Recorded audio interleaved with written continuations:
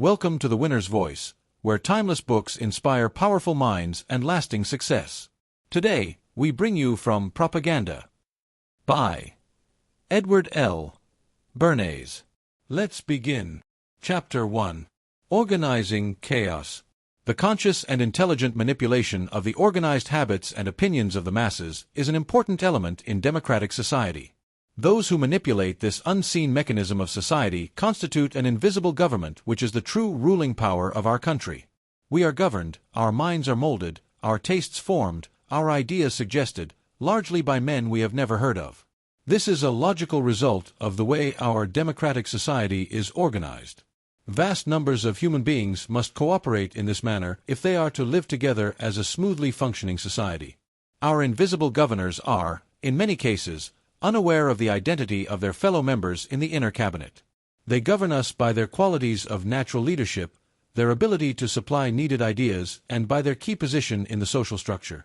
Whatever attitude one chooses to take toward this condition, it remains a fact that in almost every act of our daily lives, whether in the sphere of politics or business, in our social conduct or our ethical thinking, we are dominated by the relatively small number of persons, a trifling fraction of our 120 million, who understand the mental processes and social patterns of the masses. It is they who pull the wires which control the public mind, who harness old social forces and contrive new ways to bind and guide the world. It is not usually realized how necessary these invisible governors are to the orderly functioning of our group life. In theory, every citizen may vote for whom he pleases. Our Constitution does not envisage political parties as part of the mechanism of government, and its framers seem not to have pictured to themselves the existence in our national politics of anything like the modern political machine. But the American voters soon found that without organization and direction their individual votes, cast, perhaps, for dozens or hundreds of candidates, would produce nothing but confusion. Invisible government, in the shape of rudimentary political parties, arose almost overnight. Ever since then we have agreed, for the sake of simplicity and practicality, that party machines should narrow down the field of choice to 2 candidates, or at most 3 or 4. In theory, every citizen makes up his mind on public questions and matters of private conduct. In practice, if all men had to study for themselves the abstruse economic, political, and ethical data involved in every question, they would find it impossible to come to a conclusion about anything. We have voluntarily agreed to let an invisible government sift the data and high-spot the outstanding issues so that our field of choice shall be narrowed to practical proportions. From our leaders and the media they use to reach the public, we accept the evidence and the demarcation of issues bearing upon public questions. From some ethical teacher, be it a minister, a favorite essayist, or merely prevailing opinion, we accept a standardized code of social conduct to which we conform most of the time. In theory, everybody buys the best and cheapest commodities offered him on the market. In practice, if everyone went around pricing and chemically testing before purchasing the dozens of soaps or fabrics or brands of bread which are for sale, economic life would become hopelessly jammed. To avoid such confusion, society consents to have its choice narrowed to ideas and objects brought to its attention through propaganda of all kinds. There is consequently a vast and continuous effort going on to capture our minds in the interest of some policy or commodity or idea. It might be better to have, instead of propaganda and special pleading, committees of wise men who would choose our rulers, dictate our conduct, private and public, and decide upon the best types of clothes for us to wear and the best kinds of food for us to eat. But we have chosen the opposite method, that of open competition. We must find a way to make free competition function with reasonable smoothness. To achieve this, society has consented to permit free competition to be organized by leadership and propaganda. Some of the phenomena of this process are criticized: the manipulation of news, the inflation of personality, and the general ballyhoo by which politicians and commercial products and social ideas are brought to the consciousness of the masses. The instruments by which public opinion is organized and focused may be misused. But such organization and focusing are necessary to orderly life. As civilization has become more complex, and as the need for invisible government has been increasingly demonstrated, the technical means have been invented and developed by which opinion may be regimented. With the printing press and the newspaper, the railroad, the telephone, telegraph, radio, and airplanes, ideas can be spread rapidly and even instantaneously over the whole of America. H. G. Wells senses the vast potentialities of these inventions when he writes in the New York Times, "Modern means of communication, the power afforded by print, telephone, wireless, and so forth, of rapidly putting through directive strategic or technical conceptions to a great number of cooperating centers, of getting quick replies and effective discussion, have opened up a new world of political processes. Ideas and phrases can now be given an effectiveness greater than the effectiveness of any personality and stronger than any sectional interest. The common design can be documented and sustained against perversion and betrayal. It can be elaborated and developed steadily and widely without personal, local, and sectional misunderstanding. What Mr. Wells says of political processes is equally true of commercial and social processes and all manifestations of mass activity. The groupings and affiliations of society today are no longer subject to local and sectional limitations. When the Constitution was adopted, the unit of organization was the village community, which produced the greater part of its own necessary commodities and generated its group ideas and opinions by personal contact and discussion directly among its citizens. But today, because ideas can be instantaneously transmitted to any distance and to any number of people, this geographical integration has been supplemented by many other kinds of grouping, so that persons having the same ideas and interests may be associated and regimented for common action even though they live thousands of miles apart. It is extremely difficult to realize how many and diverse are these cleavages in our society. They may be social, political, economic, racial, religious, or ethical, with hundreds of subdivisions of each. In the World Almanac, for example, the following groups are listed under the A's: the League to Abolish Capital Punishment, Association to Abolish War, American Institute of Accountants, Actors Equity Association, Actuarial Association of America, International Advertising Association, National Aeronautic Association, Albany Institute of History and Art, Amen Corner, American Academy in Rome, American Antiquarian Society, League for American Citizenship, American Federation of Labor, AMORC, Rosicrucian Order, Andiron Club, American Irish Historical Association, Anti-Cigarette League, Anti-Profanity League, Archaeological Association of America, National Archery Association, Arion Singing Society, American Astronomical Association, Ayrshire Breeders' Association, Aztec Club of 1847. There are many more under the A section of this very limited list. The American Newspaper Annual and Directory for 1928 lists 22,128 periodical publications in America. I have selected at random the N's published in Chicago. They are Narod, Bohemian Daily Newspaper, Narod Polski, Polish Monthly, NARD, Pharmaceutical, National Corporation Reporter, National Culinary Progress, for hotel chefs, National Dog Journal, National Drug Clerk, National Engineer, National Grocer, National Hotel Reporter, National Income Tax Magazine, National Jeweler, National Journal of Chiropractic, National Livestock Producer, National Miller, National Nut News, National Poultry, Butter and Egg Bulletin, National Provisioner, for Meat, Packers, National Real Estate Journal, National Retail Clothier, National Retail Lumber Dealer, National Safety News, National Spiritualist, National Underwriter, The Nation's Health, Nogienos, Lithuanian Daily Newspaper, New Comer, Republican Weekly for Italians, Daily News, The New World, Catholic Weekly, North American Banker, North American Veterinarian. The circulation of some of these publications is astonishing. The National Livestock Producer has a sworn circulation of 155,978, the National Engineer of 20,328, the New World an estimated circulation of 67,000. The greater number of the periodicals listed, chosen at random from among 22,128, have a circulation in excess of 10,000. The diversity of these publications is evident at a glance. Yet they can only faintly suggest the multitude of cleavages which exist in our society, and along which flow information and opinion carrying authority to the individual groups. Here are the conventions scheduled for Cleveland, Ohio, recorded in a single recent issue of World Convention Dates, a fraction of the 5,500 conventions and rallies scheduled. The Employing Photo Engravers Association of America, the Outdoor Writers Association, the Knights of St. John, the Walther League, the National Knitted Outerwear Association, the Knights of St. Joseph, the Royal Order of Sphinx, the Mortgage Bankers Association, the International Association of Public Employment Officials, the Kiwanis Clubs of Ohio, the American Photo Engravers Association, the Cleveland Auto Manufacturers Show, the American Society of Heating and Ventilating Engineers. Other conventions to be held in 1928 were those of the Association of Limb Manufacturers Associations, the National Circus Fans Association of America, the American Naturopathic Association, the American Trap Shooting Association, the Texas Folklore Association, the Hotel Greeters, the Fox Breeders Association, the Insecticide and Disinfectant Association, the National Association of Egg Case and Egg Case Filler Manufacturers, the American Bottlers of Carbonated Beverages, and the National Pickle Packers Association, not to mention the Terrapin Derby, most of them with banquets and orations attached. If all these thousands of formal organizations and institutions could be listed, and no complete list has ever been made, they would still represent but a part of those existing less formally but leading vigorous lives. Ideas are sifted and opinions stereotyped in the neighborhood bridge club. Leaders assert their authority through community drives and amateur theatricals.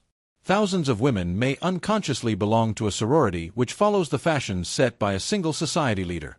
Life satirically expresses this idea in the reply which it represents an American as giving to the Britisher who praises this country for having no upper and lower classes or castes.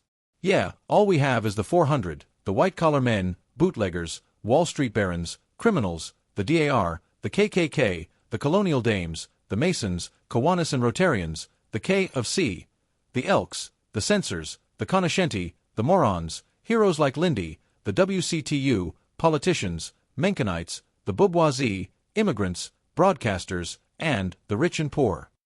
Yet it must be remembered that these thousands of groups interlace. John Jones, besides being a Rotarian, is member of a church, of a fraternal order, of a political party, of a charitable organization, of a professional association, of a local chamber of commerce, of a league for or against prohibition, or of a society for or against lowering the tariff, and of a golf club. The opinions which he receives as a Rotarian, he will tend to disseminate in the other groups in which he may have influence. This invisible, intertwining structure of groupings and associations is the mechanism by which democracy has organized its group mind and simplified its mass thinking. To deplore the existence of such a mechanism is to ask for a society such as never was and never will be. To admit that it exists, but expect that it shall not be used, is unreasonable.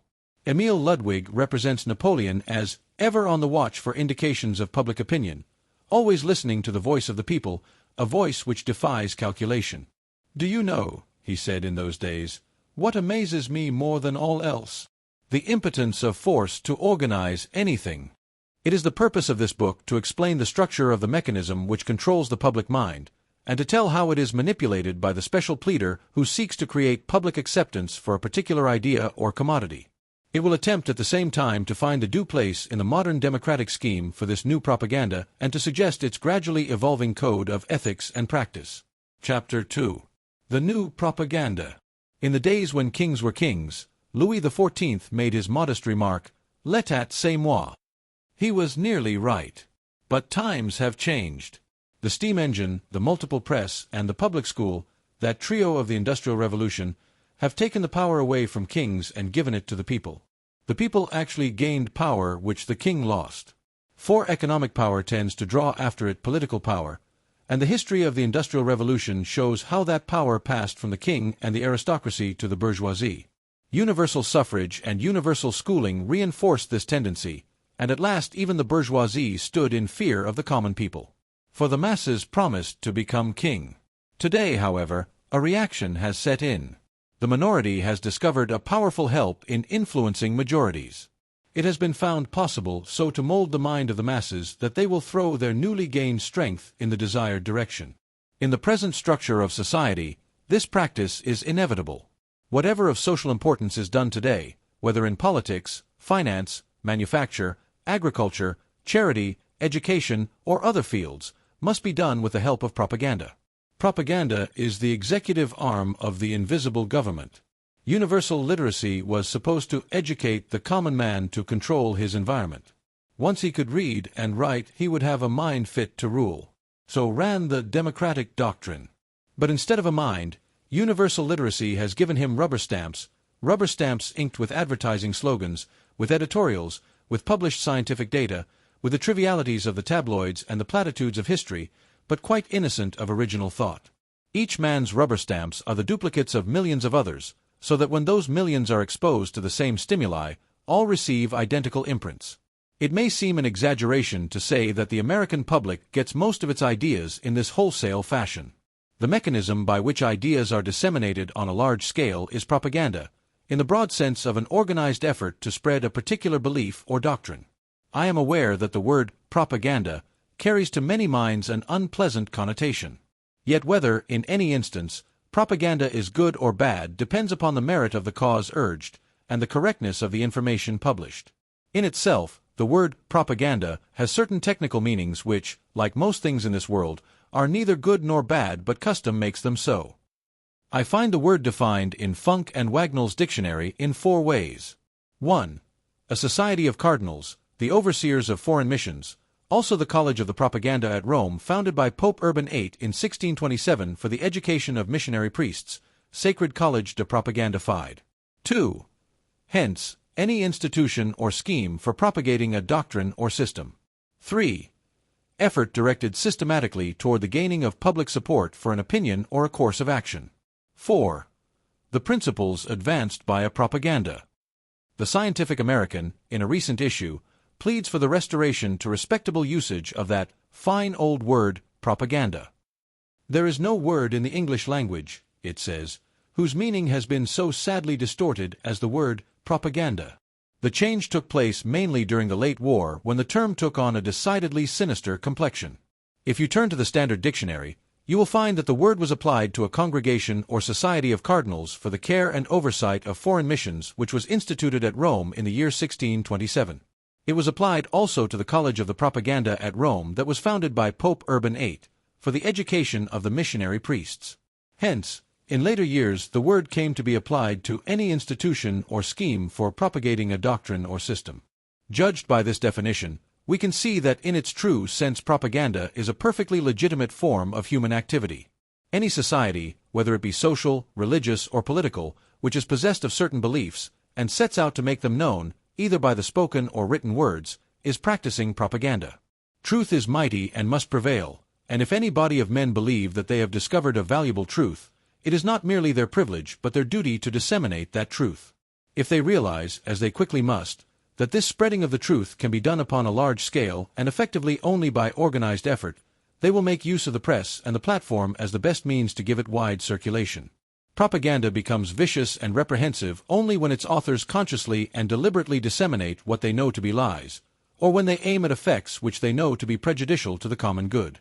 Propaganda, in its proper meaning, is a perfectly wholesome word, of honest parentage, and with an honorable history. The fact that it should today be carrying a sinister meaning merely shows how much of the child remains in the average adult. A group of citizens writes and talks in favor of a certain course of action in some debatable question, believing that it is promoting the best interest of the community. Propaganda. Not a bit of it. Just a plain, forceful statement of truth. But let another group of citizens express opposing views, and they are promptly labeled with the sinister name of propaganda. What is sauce for the goose is sauce for the gander, says a wise old proverb. Let us make haste to put this fine old word back where it belongs, and restore its dignified significance for the use of our children and our children's children. The extent to which propaganda shapes the progress of affairs about us may surprise even well-informed persons.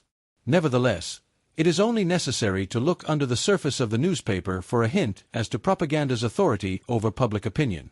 Page 1 of the New York Times, on the day these paragraphs are written, contains 8 important news stories. 4 of them, or one-half, are propaganda. The casual reader accepts them as accounts of spontaneous happenings. But are they?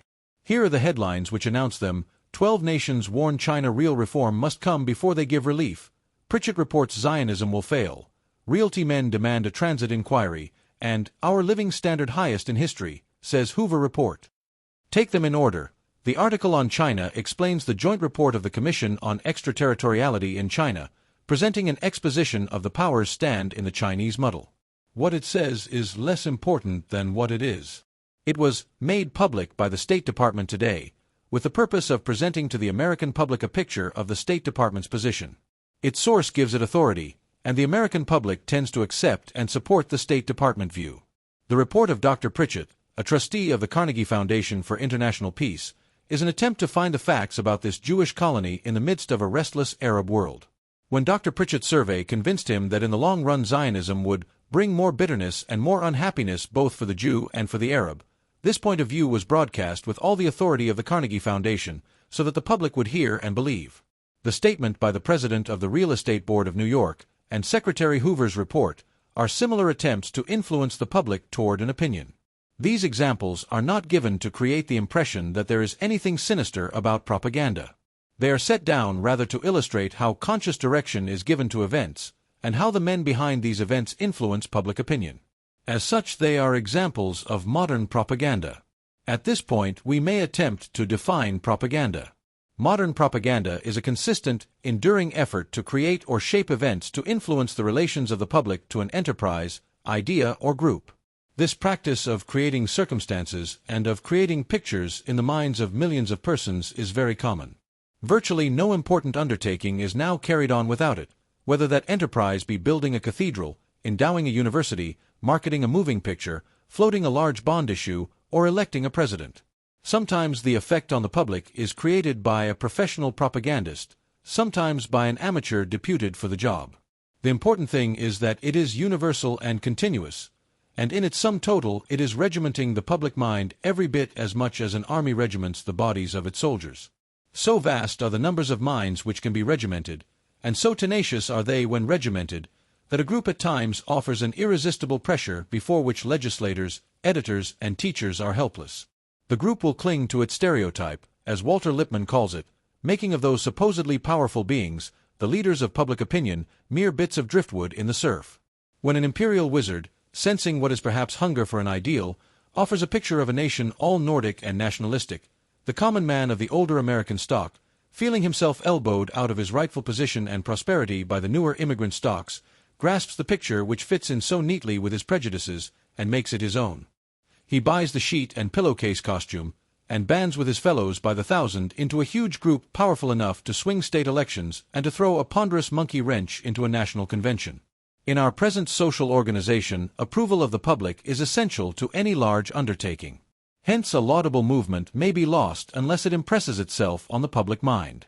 Charity, as well as business and politics and literature, for that matter, have had to adopt propaganda, for the public must be regimented into giving money just as it must be regimented into tuberculosis prophylaxis.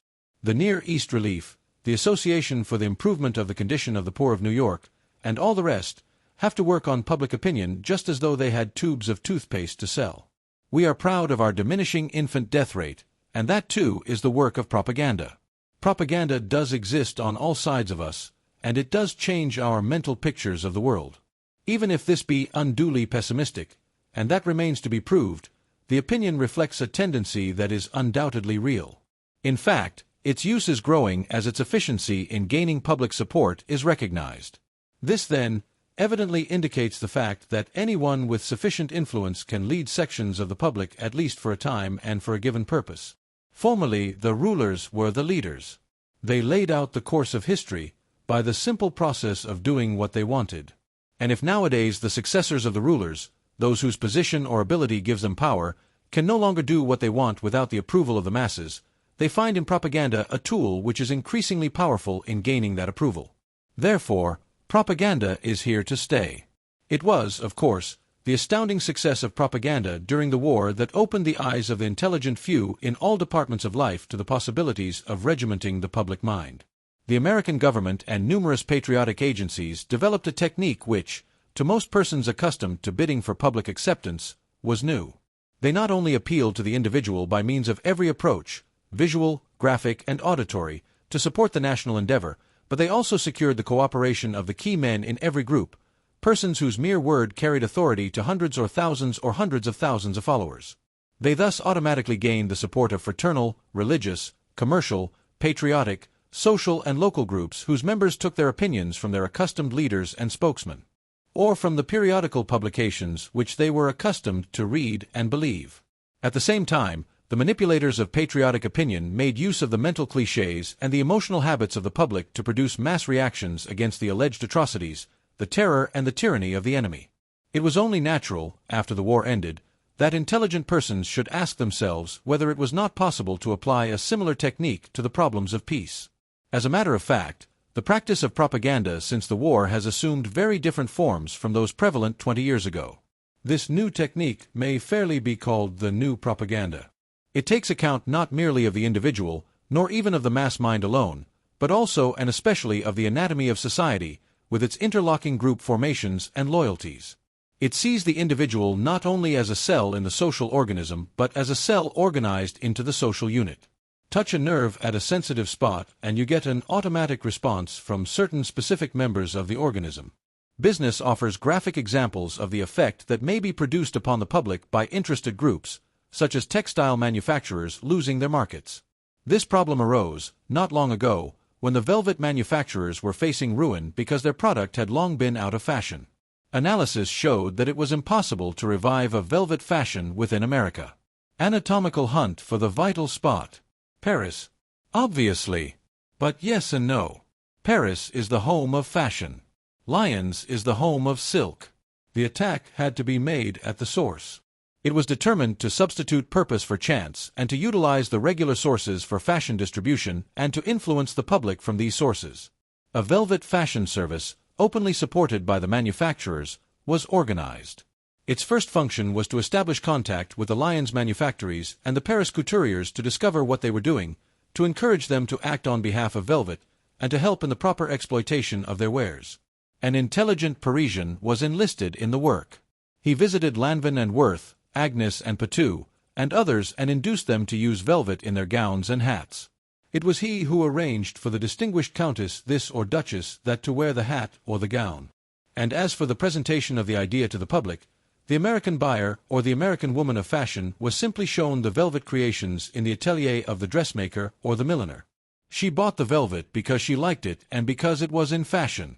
The editors of the American magazines and fashion reporters of the American newspapers, likewise subjected to the actual, although created, circumstance, reflected it in their news, which, in turn, subjected the buyer and the consumer here to the same influences. The result was that what was at first a trickle of velvet became a flood. A demand was slowly, but deliberately, created in Paris and America. A big department store, aiming to be a style leader, advertised velvet gowns and hats on the authority of the French couturiers, and quoted original cables received from them. The echo of the new style note was heard from hundreds of department stores throughout the country which wanted to be style leaders too. Bulletins followed dispatches. The mail followed the cables. And the American woman traveler appeared before the ship news photographers in velvet gown and hat.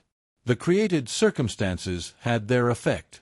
Fickle fashion has veered to velvet, was one newspaper comment. And the industry in the United States again kept thousands busy. The new propaganda, having regard to the constitution of society as a whole, not infrequently serves to focus and realize the desires of the masses. A desire for a specific reform, however widespread, cannot be translated into action until it is made articulate, and until it has exerted sufficient pressure upon the proper lawmaking bodies. Millions of housewives may feel that manufactured foods deleterious to health should be prohibited. But there is little chance that their individual desires will be translated into effective legal form unless their half-expressed demand can be organized, made vocal, and concentrated upon the state legislature or upon the federal Congress in some mode which will produce the results they desire.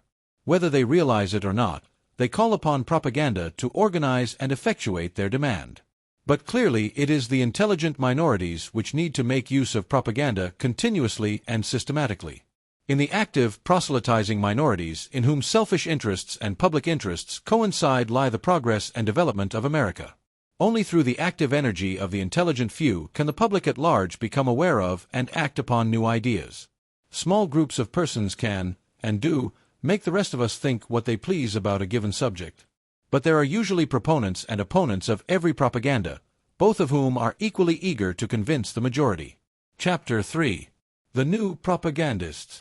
Who are the men who, without our realizing it, give us our ideas, tell us whom to admire and whom to despise, what to believe about the ownership of public utilities, about the tariff, about the price of rubber, about the Dawes Plan, about immigration, who tell us how our houses should be designed, what furniture we should put into them, what menus we should serve on our table, what kind of shirts we must wear, what sports we should indulge in, what plays we should see, what charities we should support, what pictures we should admire, what slang we should affect, what jokes we should laugh at. If we set out to make a list of the men and women who, because of their position in public life, might fairly be called the molders of public opinion, we could quickly arrive at an extended list of persons mentioned in Who's Who.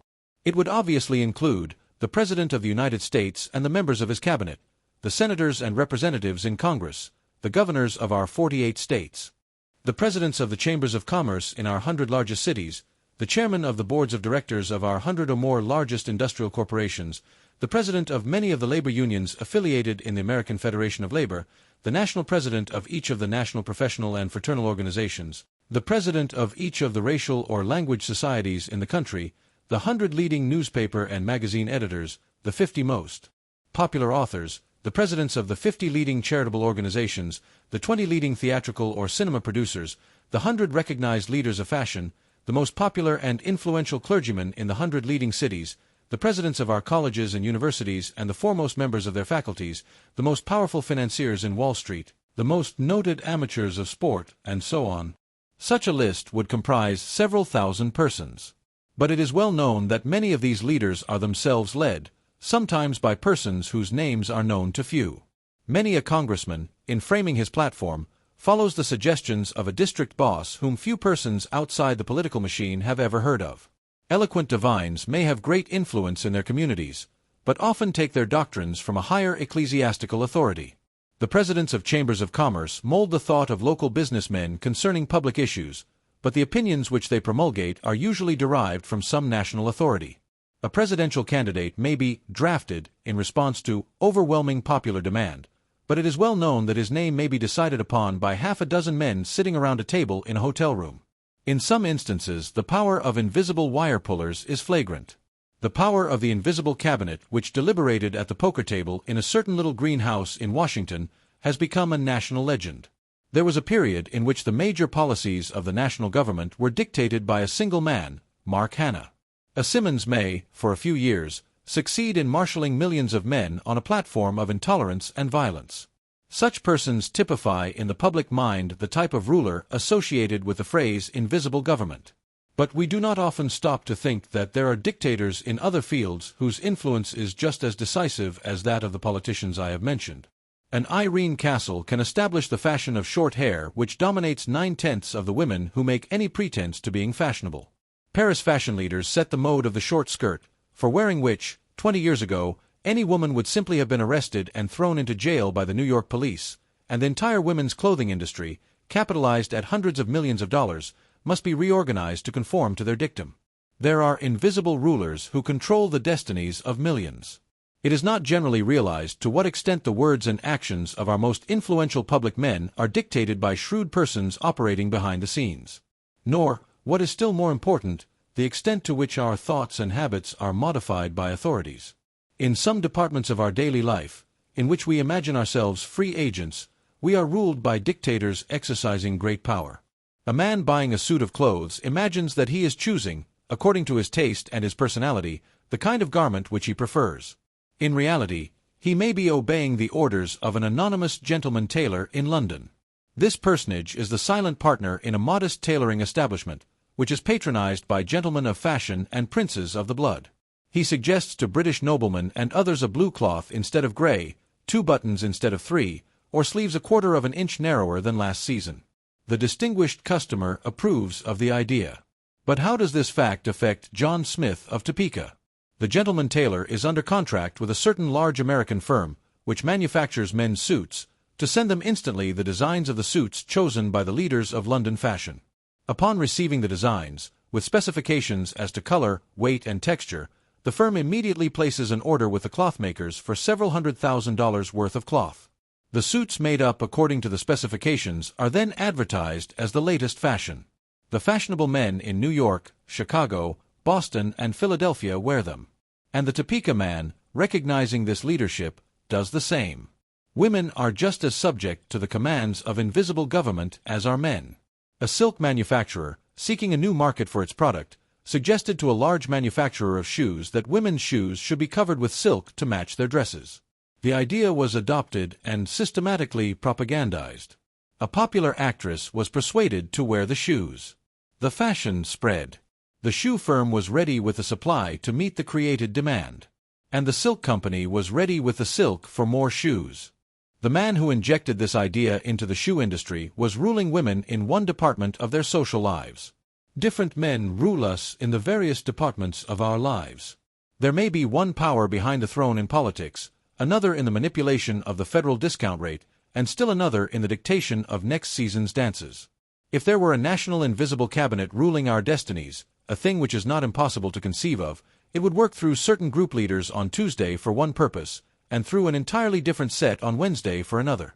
The idea of invisible government is relative. There may be a handful of men who control the educational methods of the great majority of our schools. Yet from another standpoint, every parent is a group leader with authority over his or her children. The invisible government tends to be concentrated in the hands of the few because of the expense of manipulating the social machinery which controls the opinions and habits of the masses. To advertise on a scale which will reach 50 million persons is expensive. To reach and persuade the group leaders who dictate the public's thoughts and actions is likewise expensive. For this reason, there is an increasing tendency to concentrate the functions of propaganda in the hands of the propaganda specialist. This specialist is more and more assuming a distinct place and function in our national life. New activities call for new nomenclature. The propagandist who specializes in interpreting enterprises and ideas to the public, and in interpreting the public to promulgators of new enterprises and ideas, has come to be known by the name of Public Relations Counsel. The new profession of public relations has grown up because of the increasing complexity of modern life and the consequent necessity for making the actions of one part of the public understandable to other sectors of the public. It is due, too, to the increasing dependence of organized power of all sorts upon public opinion. Governments, whether they are monarchical, constitutional, democratic, or communist, depend upon acquiescent public opinion for the success of their efforts and, in fact, government is only government by virtue of public acquiescence. Industries, public utilities, educational movements, indeed all groups representing any concept or product, whether they are majority or minority ideas, succeed only because of approving public opinion. Public opinion is the unacknowledged partner in all broad efforts. The Public Relations Council, then, is the agent who, working with modern media of communication and the group formations of society, brings an idea to the consciousness of the public. But he is a great deal more than that. He is concerned with courses of action, doctrines, systems and opinions, and the securing of public support for them. He is also concerned with tangible things such as manufactured and raw products. He is concerned with public utilities, with large trade groups and associations representing entire industries. He functions primarily as an advisor to his client, very much as a lawyer does. A lawyer concentrates on the legal aspects of his client's business. A counsel on public relations concentrates on the public contacts of his client's business. Every phase of his client's ideas, products or activities which may affect the public or in which the public may have an interest is part of his function. For instance, in the specific problems of the manufacturer, he examines the product, the markets, the way in which the public reacts to the product, the attitude of the employees to the public and towards the product, and the cooperation of the distribution agencies. The Council on Public Relations, after he has examined all these and other factors, endeavors to shape the actions of his client so that they will gain the interest, the approval, and the acceptance of the public. The means by which the public is apprised of the actions of his client are as varied as the means of communication themselves, such as conversation, letters, the stage, the motion picture, the radio, the lecture platform, the magazine, the daily newspaper. The Council on Public Relations is not an advertising man, but he advocates advertising where that is indicated. Very often he is called in by an advertising agency to supplement its work on behalf of a client. His work and that of the advertising agency do not conflict with or duplicate each other. His first efforts are, naturally, devoted to analyzing his client's problems and making sure that what he has to offer the public is something which the public accepts or can be brought to accept. It is futile to attempt to sell an idea or to prepare the ground for a product that is basically unsound. For example, an orphan asylum is worried by a falling off in contributions and a puzzling attitude of indifference or hostility on the part of the public. The Council on Public Relations may discover upon analysis that the public, alive to modern sociological trends, subconsciously criticizes the institution because it is not organized on the new cottage plan. He will advise modification of the client in this respect. Or a railroad may be urged to put on a fast train for the sake of the prestige which it will lend to the road's name, and hence to its stocks and bonds.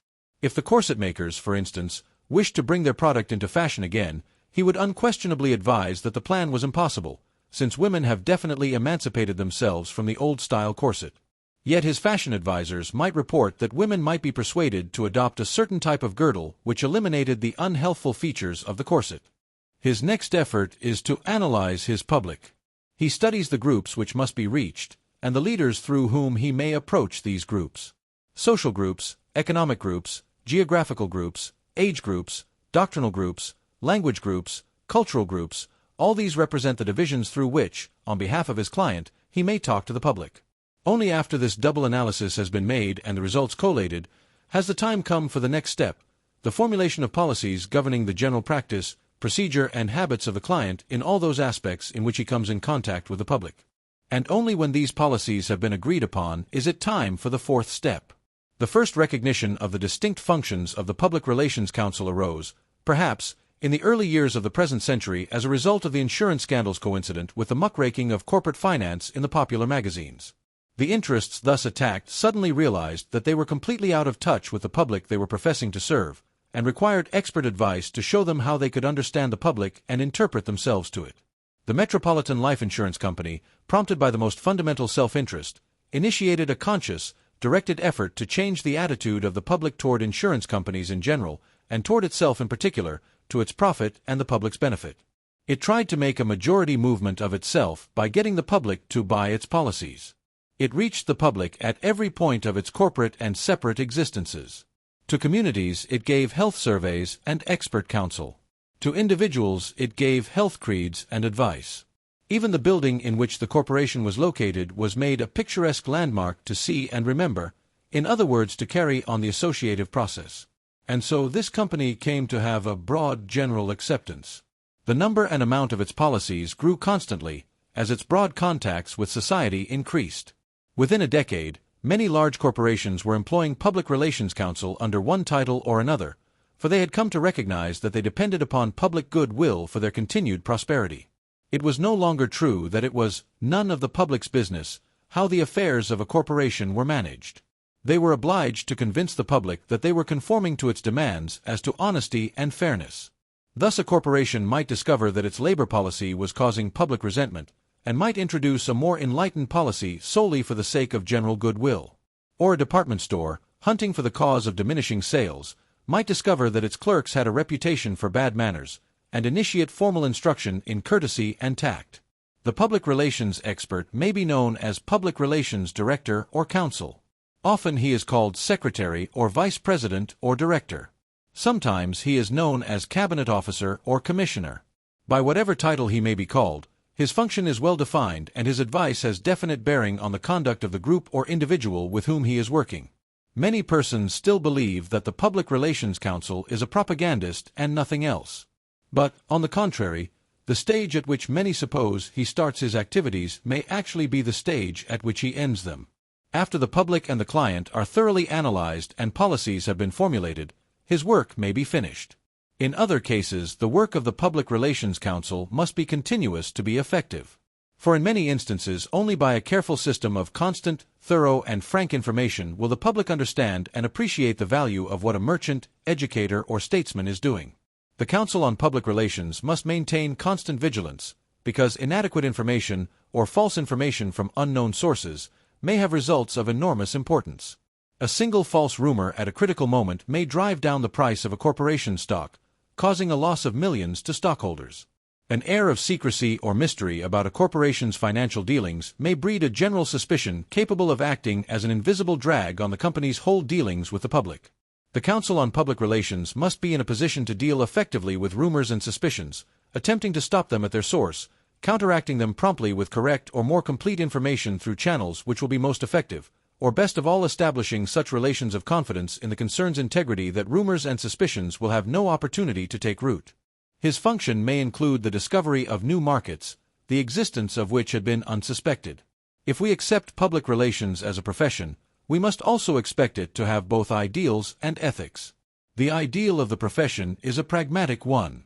It is to make the producer, whether that producer be a legislature making laws or a manufacturer making a commercial product, understand what the public wants and to make the public understand the objectives of the producer.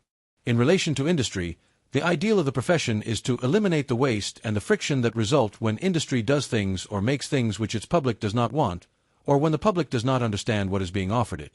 For example, the telephone companies maintain extensive public relations departments to explain what they are doing, so that energy may not be burned up in the friction of misunderstanding. A detailed description, for example, of the immense and scientific care which the company takes to choose clearly understandable and distinguishable exchange names helps the public to appreciate the effort that is being made to give good service, and stimulates it to cooperate by enunciating clearly. It aims to bring about an understanding between educators and educated, between government and people, between charitable institutions and contributors, between nation and nation. The profession of public relations counsel is developing for itself an ethical code which compares favorably with that governing the legal and medical professions. In part, this code is forced upon the public relations counsel by the very conditions of his work. While recognizing, just as the lawyer does, that everyone has the right to present his case in its best light, he nevertheless refuses a client whom he believes to be dishonest, a product which he believes to be fraudulent, or a cause which he believes to be antisocial. One reason for this is that, even though a special pleader, he is not dissociated from the client in the public's mind.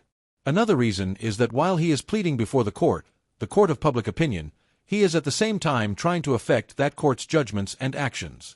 In law, the judge and jury hold the deciding balance of power.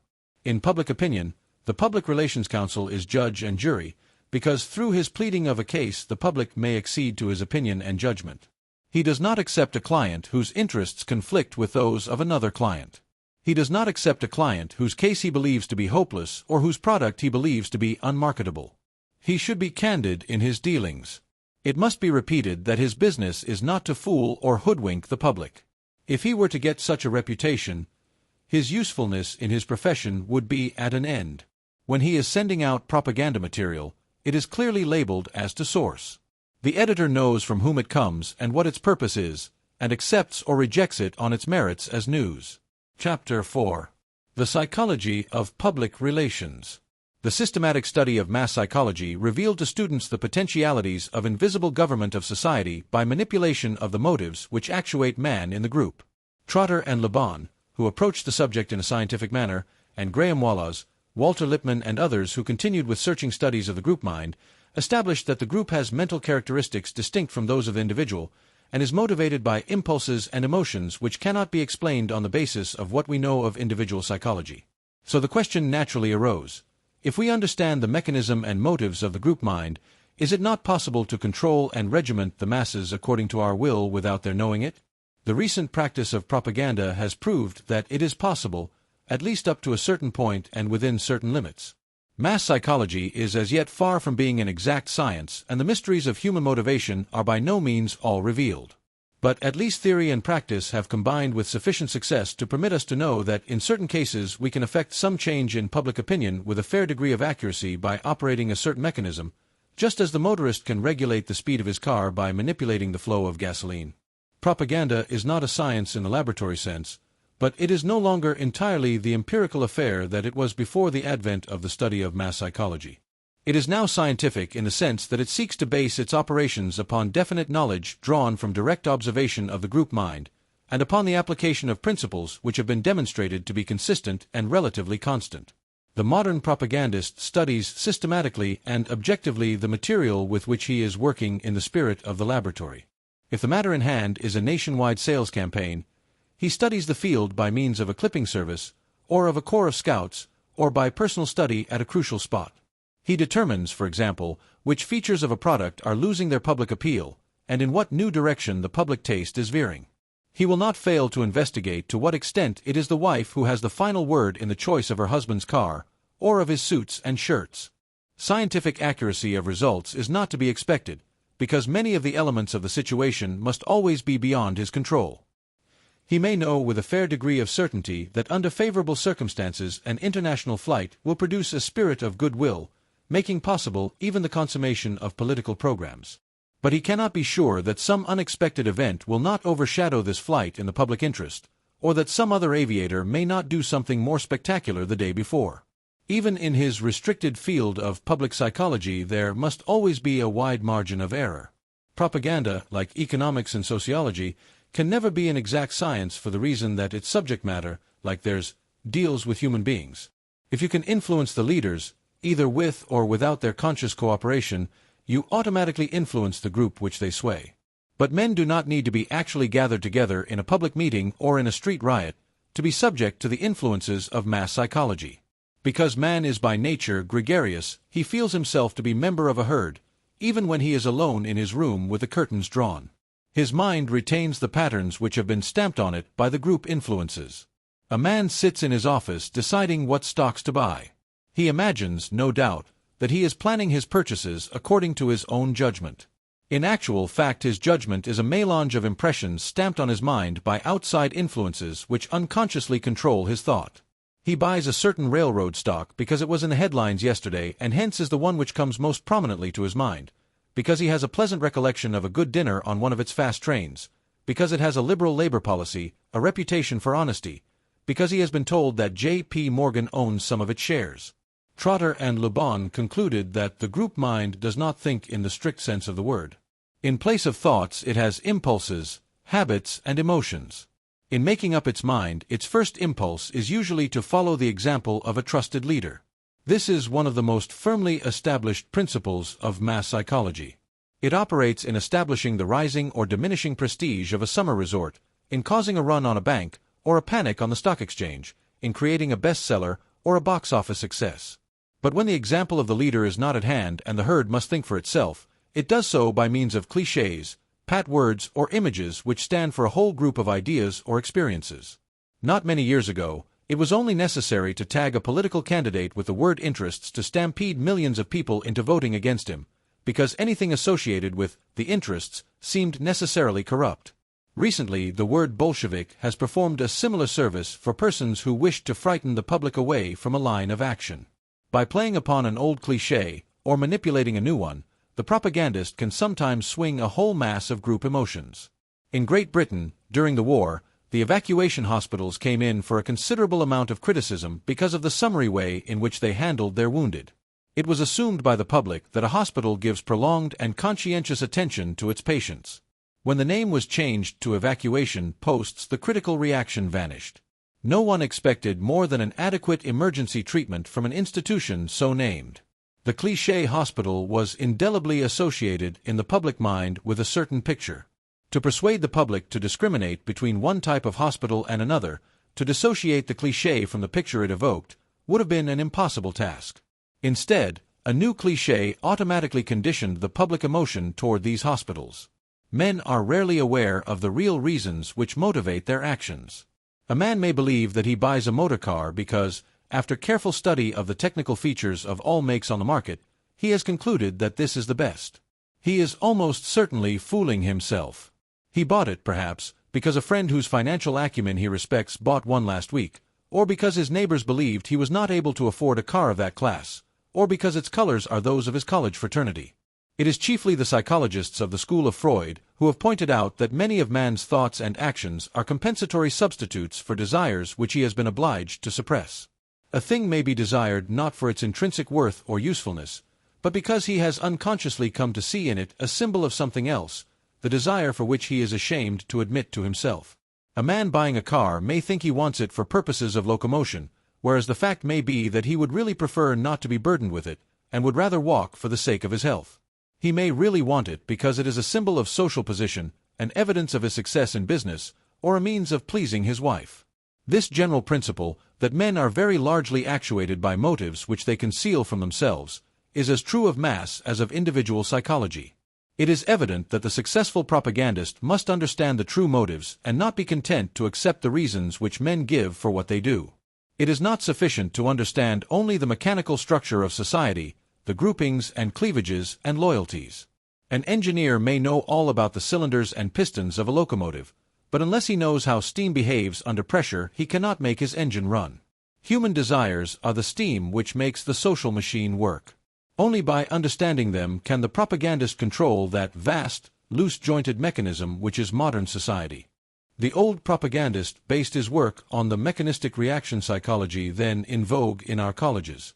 This assumed that the human mind was merely an individual machine, a system of nerves and nerve centers, reacting with mechanical regularity to stimuli, like a helpless, will-less automaton. It was the special pleader's function to provide the stimulus which would cause the desired reaction in the individual purchaser. It was one of the doctrines of the reaction psychology that a certain stimulus often repeated would create a habit, or that the mere reiteration of an idea would create a conviction. Suppose the old type of salesmanship, acting for a meat packer, was seeking to increase the sale of bacon. It would reiterate innumerable times in full-page advertisements, "Eat more bacon. Eat bacon because it is cheap, because it is good, because it gives you reserve energy." The newer salesmanship, understanding the group structure of society and the principles of mass psychology, would first ask, who is it that influences the eating habits of the public? The answer, obviously, is the physicians. The new salesman will then suggest to physicians to say publicly that it is wholesome to eat bacon. He knows as a mathematical certainty that large numbers of persons will follow the advice of their doctors, because he understands the psychological relation of dependence of men upon their physicians.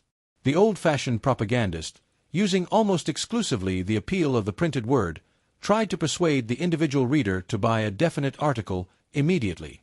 This approach is exemplified in a type of advertisement which used to be considered ideal from the point of view of directness and effectiveness. You, perhaps with a finger pointing at the reader, buy O'Leary's rubber heels, now. The advertiser sought by means of reiteration and emphasis directed upon the individual to break down or penetrate sales resistance. Although the appeal was aimed at 50 million persons, it was aimed at each as an individual.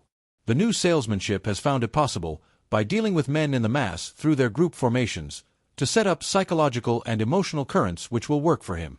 Instead of assaulting sales resistance by direct attack, he is interested in removing sales resistance. He creates circumstances which will swing emotional currents so as to make for purchaser demand. If, for instance, I want to sell pianos, it is not sufficient to blanket the country with a direct appeal, such as, "You buy a Mozart piano now. It is cheap. The best artists use it. It will last for years." The claims may all be true, but they are in direct conflict with the claims of other piano manufacturers, and in indirect competition with the claims of a radio or a motor car, each competing for the consumer's dollar. What are the true reasons why the purchaser is planning to spend his money on a new car instead of on a new piano? Because he has decided that he wants the commodity called locomotion more than he wants the commodity called music? Not altogether. He buys a car because it is at the moment the group custom to buy cars. The modern propagandist therefore sets to work to create circumstances which will modify that custom. He appeals perhaps to the home instinct which is fundamental. He will endeavor to develop public acceptance of the idea of a music room in the home. This he may do, for example, by organizing an exhibition of period music rooms designed by well-known decorators who themselves exert an influence on the buying groups. He enhances the effectiveness and prestige of these rooms by putting in them rare and valuable tapestries. Then, in order to create dramatic interest in the exhibit, he stages an event or ceremony. To this ceremony key people, persons known to influence the buying habits of the public, such as a famous violinist, a popular artist, and a society leader, are invited. These key persons affect other groups, lifting the idea of the music room to a place in the public consciousness which it did not have before. The juxtaposition of these leaders, and the idea which they are dramatizing, are then projected to the wider public through various publicity channels. Meanwhile, influential architects have been persuaded to make the music room an integral architectural part of their plans, with perhaps a specially charming niche in one corner for the piano. Less influential architects will as a matter of course imitate what is done by the men whom they consider masters of their profession. They in turn will implant the idea of the music room in the mind of the general public. The music room will be accepted because it has been made the thing. And the man or woman who has a music room, or has arranged a corner of the parlor as a musical corner, will naturally think of buying a piano. It will come to him as his own idea. Under the old salesmanship, the manufacturer said to the prospective purchaser, "Please buy a piano." The new salesmanship has reversed the process and caused the prospective purchaser to say to the manufacturer, "Please sell me a piano." The value of the associative processes in propaganda is shown in connection with a large real estate development. To emphasize that Jackson Heights was socially desirable, every attempt was made to produce this associative process. A benefit performance of the Jitney Players was staged for the benefit of earthquake victims of Japan, under the auspices of Mrs. Astor and others. The social advantages of the place were projected, a golf course was laid out and a clubhouse planned. When the post office was opened, the Public Relations Council attempted to use it as a focus for national interest and discovered that its opening fell coincident with a date important in the annals of the American Postal Service. This was then made the basis of the opening. When an attempt was made to show the public the beauty of the apartments, a competition was held among interior decorators for the best furnished apartment in Jackson Heights. An important committee of judges decided. This competition drew the approval of well-known authorities, as well as the interest of millions, who were made cognizant of it through newspaper and magazine and other publicity, with the effect of building up definitely the prestige of the development. One of the most effective methods is the utilization of the group formation of modern society in order to spread ideas. An example of this is the nationwide competitions for sculpture in ivory soap, open to school children in certain age groups as well as professional sculptors. A sculptor of national reputation found ivory soap an excellent medium for sculpture. The Procter & Gamble Company offered a series of prizes for the best sculpture in white soap. The contest was held under the auspices of the Art Center in New York City, an organization of high standing in the art world. School superintendents and teachers throughout the country were glad to encourage the movement as an educational aid for schools. Practice among school children as part of their art courses was stimulated. Contests were held between schools, between school districts, and between cities. Ivory soap was adaptable for sculpturing in the homes because mothers saved the shavings and the imperfect efforts for laundry purposes. The work itself was clean. The best pieces are selected from the local competitions for entry in the national contest. This is held annually at an important art gallery in New York, whose prestige with that of the distinguished judges establishes the contest as a serious art event. In the first of these national competitions, about 500 pieces of sculpture were entered. In the third, 2,500, and in the fourth, more than 4,000. If the carefully selected pieces were so numerous, it is evident that a vast number were sculptured during the year, and that a much greater number must have been made for practice purposes. The goodwill was greatly enhanced by the fact that this soap had become not merely the concern of the housewife, but also a matter of personal and intimate interest to her children. A number of familiar psychological motives were set in motion in the carrying out of this campaign. The aesthetic, the competitive, the gregarious, much of the sculpturing was done in school groups, the snobbish, the impulse to follow the example of a recognized leader, the exhibitionist, and, last but by no means least, the maternal. All these motives and group habits were put in concerted motion by the simple machinery of group leadership and authority. As if actuated by the pressure of a button, people began working for the client for the sake of the gratification obtained in the sculpture work itself. This point is most important in successful propaganda work. The leaders who lend their authority to any propaganda campaign will do so only if it can be made to touch their own interests. There must be a disinterested aspect of the propagandist's activities. In other words, it is one of the functions of the Public Relations Council to discover at what points his client's interests coincide with those of other individuals or groups. In the case of the soap sculpture competition, the distinguished artists and educators who sponsored the idea were glad to lend their services and their names because the competitions really promoted an interest which they had at heart, the cultivation of the aesthetic impulse among the younger generation. Such coincidence and overlapping of interests is as infinite as the interlacing of group formations themselves. For example, a railway wishes to develop its business.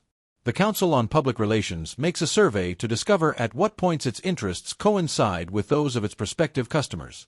The company then establishes relations with chambers of commerce along its right-of-way and assists them in developing their communities.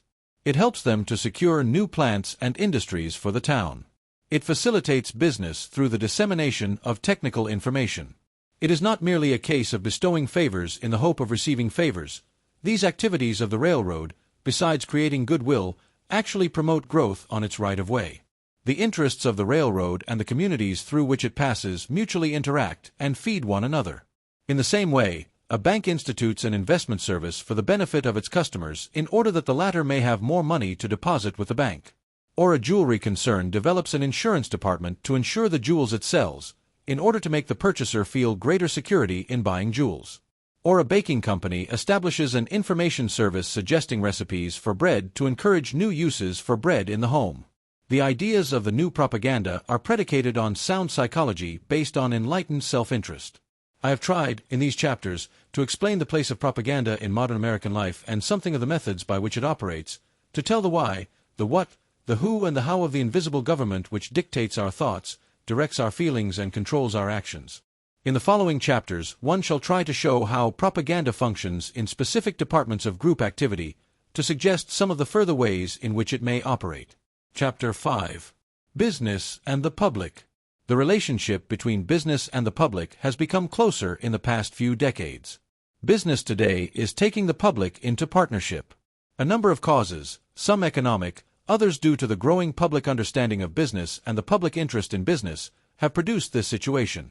Business realizes that its relationship to the public is not confined to the manufacture and sale of a given product, but includes at the same time the selling of itself and of all those things for which it stands in the public mind.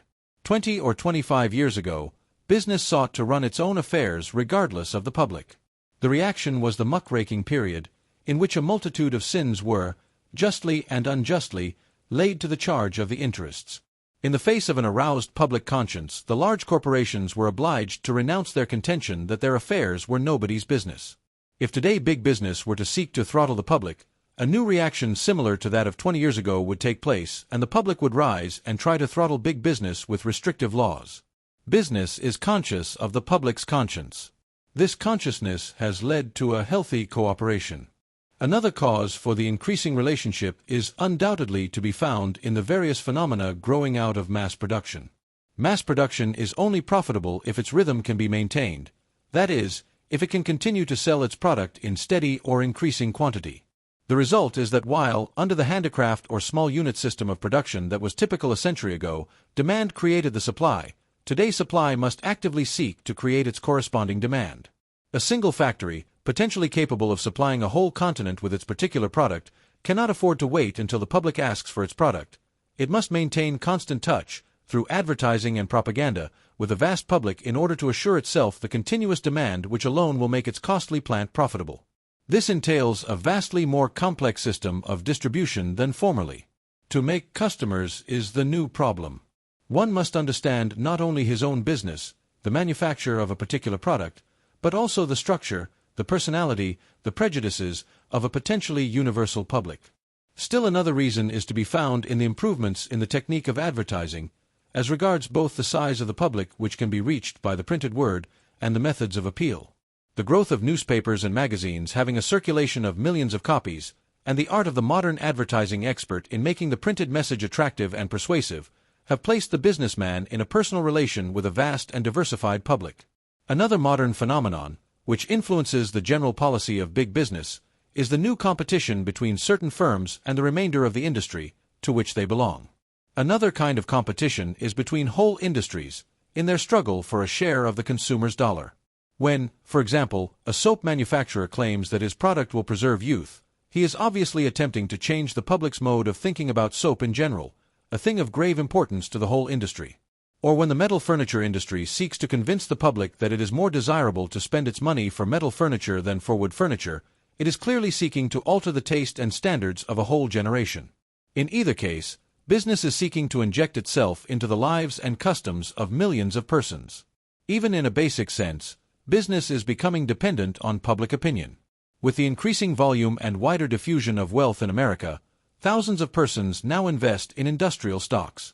New stock or bond flotations, upon which an expanding business must depend for its success, can be effected only if the concern has understood how to gain the confidence and goodwill of the general public. Business must express itself and its entire corporate existence so that the public will understand and accept it. It must dramatize its personality and interpret its objectives in every particular in which it comes into contact with the community or the nation of which it is a part. An oil corporation which truly understands its many-sided relation to the public will offer that public not only good oil but a sound labor policy. A bank will seek to show not only that its management is sound and conservative, but also that its officers are honorable both in their public and in their private life. A store specializing in fashionable men's clothing will express in its architecture the authenticity of the goods it offers. A bakery will seek to impress the public with the hygienic care observed in its manufacturing process, not only by wrapping its loaves in dust-proof paper and throwing its factory open to public inspection, but also by the cleanliness and attractiveness of its delivery wagons. A construction firm will take care that the public knows not only that its buildings are durable and safe, but also that its employees, when injured at work, are compensated. At whatever point a business enterprise impinges on the public consciousness, It must seek to give its public relations the particular character which will conform to the objectives which it is pursuing. Just as the production manager must be familiar with every element and detail concerning the materials with which he is working, so the man in charge of a firm's public relations must be familiar with the structure, the prejudices, and the whims of the general public, and must handle his problems with the utmost care. The public has its own standards and demands and habits. You may modify them, but you dare not run counter to them. You cannot persuade a whole generation of women to wear long skirts, but you may, by working through leaders of fashion, persuade them to wear evening dresses which are long in back. The public is not an amorphous mass which can be molded at will or dictated to. Both business and the public have their own personalities which must somehow be brought into friendly agreement. Conflict and suspicion are injurious to both. Modern business must study on what terms the partnership can be made amicable and mutually beneficial. It must explain itself, its aims, its objectives, to the public in terms which the public can understand and is willing to accept. Business does not willingly accept dictation from the public. It should not expect that it can dictate to the public. While the public should appreciate the great economic benefits which business offers, thanks to mass production and scientific marketing, business should also appreciate that the public is becoming increasingly discriminative in its standards and should seek to understand its demands and meet them. The relationship between business and the public can be healthy only if it is the relationship of give and take. It is this condition and necessity which has created the need for a specialized field of public relations. Business now calls in the Public Relations Council to advise it, to interpret its purpose to the public, and to suggest those modifications which may make it conform to the public demand. The modifications then recommended to make the business conform to its objectives and to the public demand may concern the broadest matters of policy or the apparently most trivial details of execution. It might in one case be necessary to transform entirely the lines of goods sold to conform to changing public demands. In another case, the trouble may be found to lie in such small matters as the dress of the clerks. A jewelry store may complain that its patronage is shrinking upwards because of its reputation for carrying high-priced goods. In this case, the Public Relations Council might suggest the featuring of medium-priced goods, even at a loss, not because the firm desires a large medium-priced trade as such, but because out of 100 medium-priced customers acquired today, a certain percentage will be well-to-do 10 years from now. A department store which is seeking to gather in the high-class trade may be urged to employ college graduates as clerks or to engage well-known modern artists to design show windows or special exhibits. A bank may be urged to open a Fifth Avenue branch, not because the actual business done on Fifth Avenue warrants the expense, but because a beautiful Fifth Avenue office correctly expresses the kind of appeal which it wishes to make to future depositors, and viewed in this way, it may be as important that the doorman be polite, or that the floors be kept clean, as that the branch manager be an able financier. Yet the beneficial effect of this branch may be cancelled, if the wife of the president is involved in a scandal. Big business studies every move which may express its true personality. It seeks to tell the public, in all appropriate ways, by the direct advertising message and by the subtlest aesthetic suggestion, the quality of the goods or services which it has to offer. A store which seeks a large sales volume in cheap goods will preach prices day in and day out, concentrating its whole appeal on the ways in which it can save money for its clients. But a store seeking a high margin of profit on individual sales would try to associate itself with the distinguished and the elegant, whether by an exhibition of old masters or through the social activities of the owner's wife. The public relations activities of a business cannot be a protective coloring to hide its real aims. It is bad business as well as bad morals to feature exclusively a few high-class articles, when the main stock is of medium grade or cheap, for the general impression given is a false one. A sound public relations policy will not attempt to stampede the public with exaggerated claims and false pretenses, but to interpret the individual business vividly and truly through every avenue that leads to public opinion. The New York Central Railroad has for decades sought to appeal to the public not only on the basis of the speed and safety of its trains, but also on the basis of their elegance and comfort. It is appropriate that the corporation should have been personified to the general public in the person of so suave and ingratiating a gentleman as Chauncey M. Depew, an ideal window dressing for such an enterprise. While the concrete recommendations of the Public Relations Council may vary infinitely according to individual circumstances, his general plan of work may be reduced to two types, which I might term continuous interpretation and dramatization by high-spotting. The two may be alternative or may be pursued concurrently. Continuous interpretation is achieved by trying to control every approach to the public mind in such a manner that the public receives the desired impression, often without being conscious of it. High-spotting, on the other hand, vividly seizes the attention of the public and fixes it upon some detail or aspect which is typical of the entire enterprise. When a real estate corporation which is erecting a tall office building makes it 10 feet taller than the highest skyscraper in existence, that is dramatization. Which method is indicated, or whether both be indicated concurrently, can be determined only after a full study of objectives and specific possibilities. Another interesting case of focusing public attention on the virtues of a product was shown in the case of gelatin. Its advantages in increasing the digestibility and nutritional value of milk were proven in the Mellon Institute of Industrial Research. The suggestion was made and carried out that to further this knowledge, gelatin be used by certain hospitals and school systems to be tested out there. The favorable results of such tests were then projected to other leaders in the field with the result that they followed that group leadership and utilized gelatin for the scientific purposes which had been proven to be sound at the research institution. The idea carried momentum. The tendency of big business is to get bigger. Through mergers and monopolies, it is constantly increasing the number of persons with whom it is in direct contact. All this has intensified and multiplied the public relationships of business. The responsibilities are of many kinds. There is a responsibility to the stockholders, numbering perhaps 5 persons or 500,000, who have entrusted their money to the concern and have the right to know how the money is being used. A concern which is fully aware of its responsibility toward its stockholders will furnish them with frequent letters urging them to use the product in which their money is invested and use their influence to promote its sale. It has a responsibility toward the dealer which it may express by inviting him, at its expense, to visit the home factory. It has a responsibility toward the industry as a whole which should restrain it from making exaggerated and unfair selling claims. It has a responsibility toward the retailer, and will see to it that its salesmen express the quality of the product which they have to sell. There is a responsibility toward the consumer, who is impressed by a clean and well-managed factory, open to his inspection. And the general public, apart from its function as potential consumer, is influenced in its attitude toward the concern by what it knows of that concern's financial dealings, its labor policy, even by the livableness of the houses in which its employees dwell. There is no detail too trivial to influence the public in a favorable or unfavorable sense. The personality of the president may be a matter of importance, for he perhaps dramatizes the whole concern to the public mind. It may be very important to what charities he contributes, in what civic societies he holds office.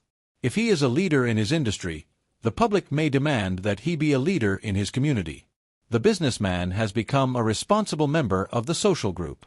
It is not a question of ballyhoo, of creating a picturesque fiction for public consumption. It is merely a question of finding the appropriate modes of expressing the personality that is to be dramatized. Some businessmen can be their own best public relations counsel. But in the majority of cases, knowledge of the public mind and of the ways in which it will react to an appeal is a specialized function which must be undertaken by the professional expert. Big business, I believe, is realizing this more and more.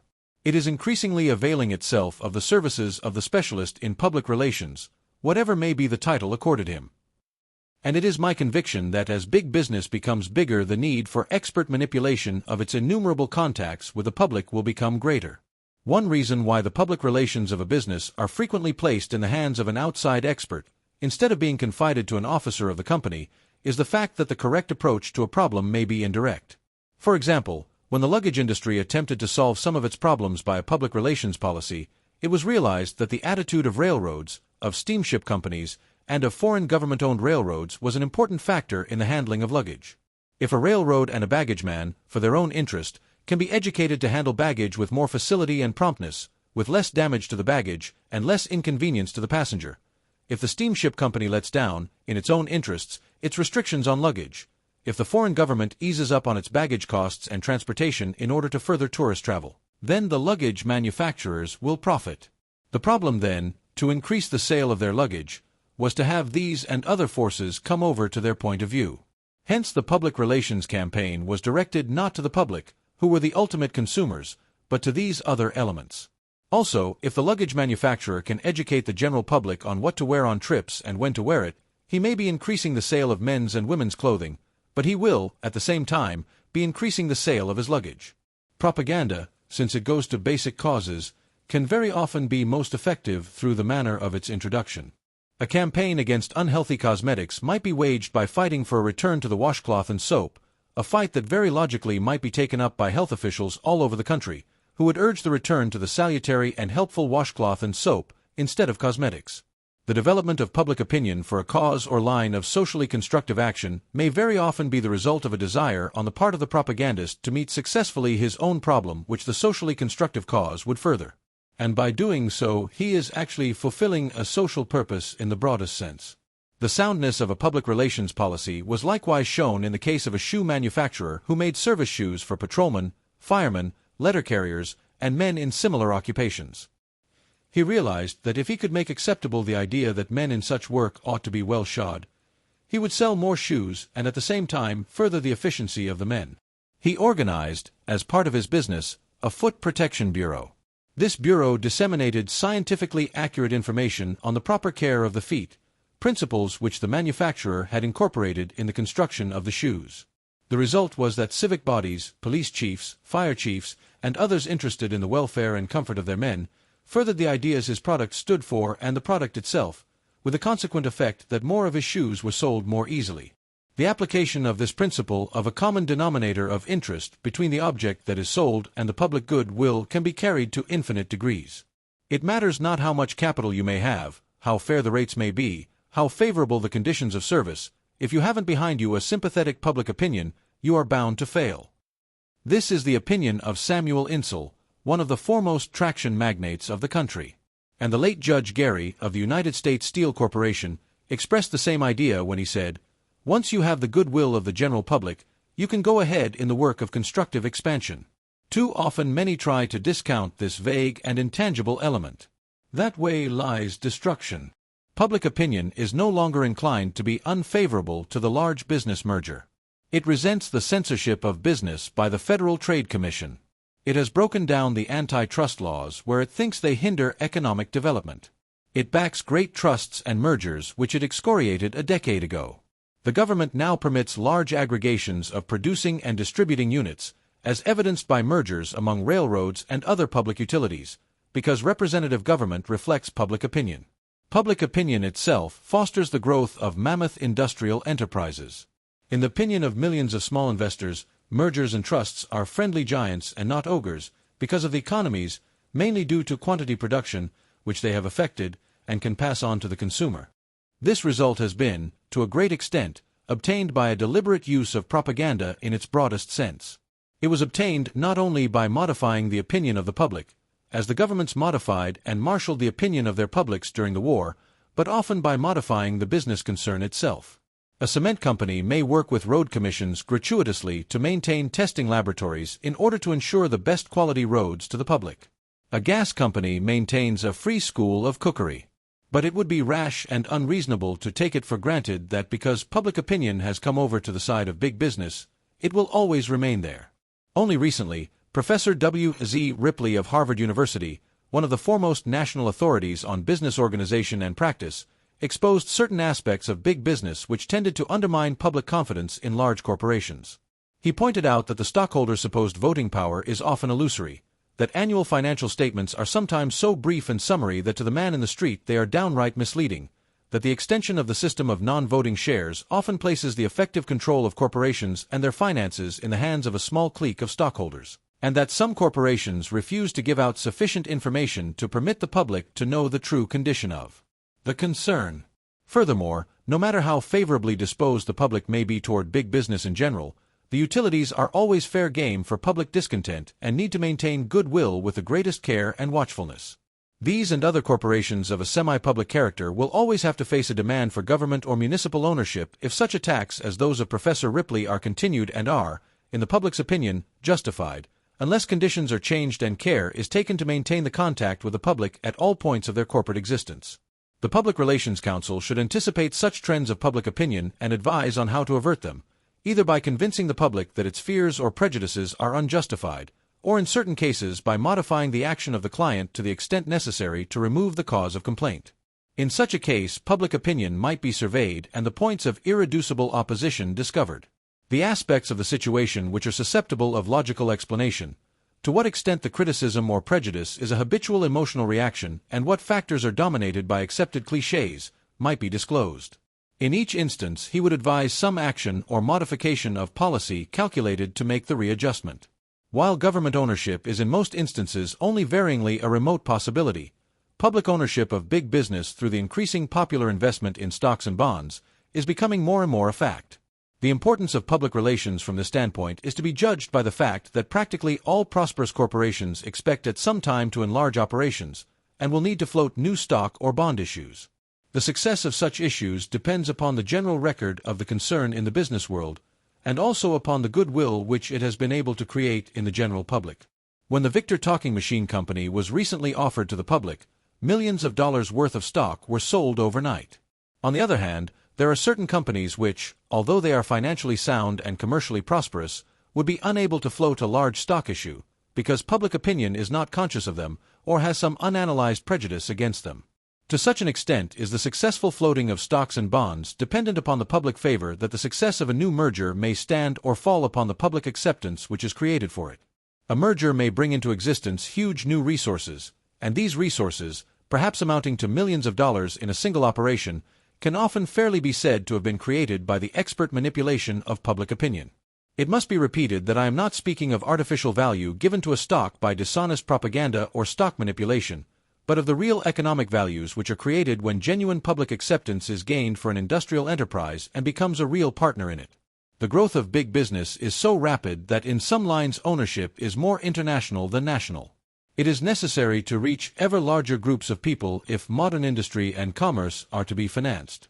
Americans have purchased billions of dollars of foreign industrial securities since the war, and Europeans own, it is estimated, between $1 and $2 billion worth of ours.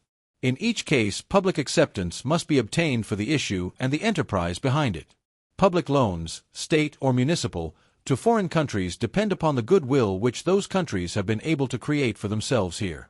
An attempted issue by an East European country is now faring badly largely because of unfavorable public reaction to the behavior of members of its ruling family.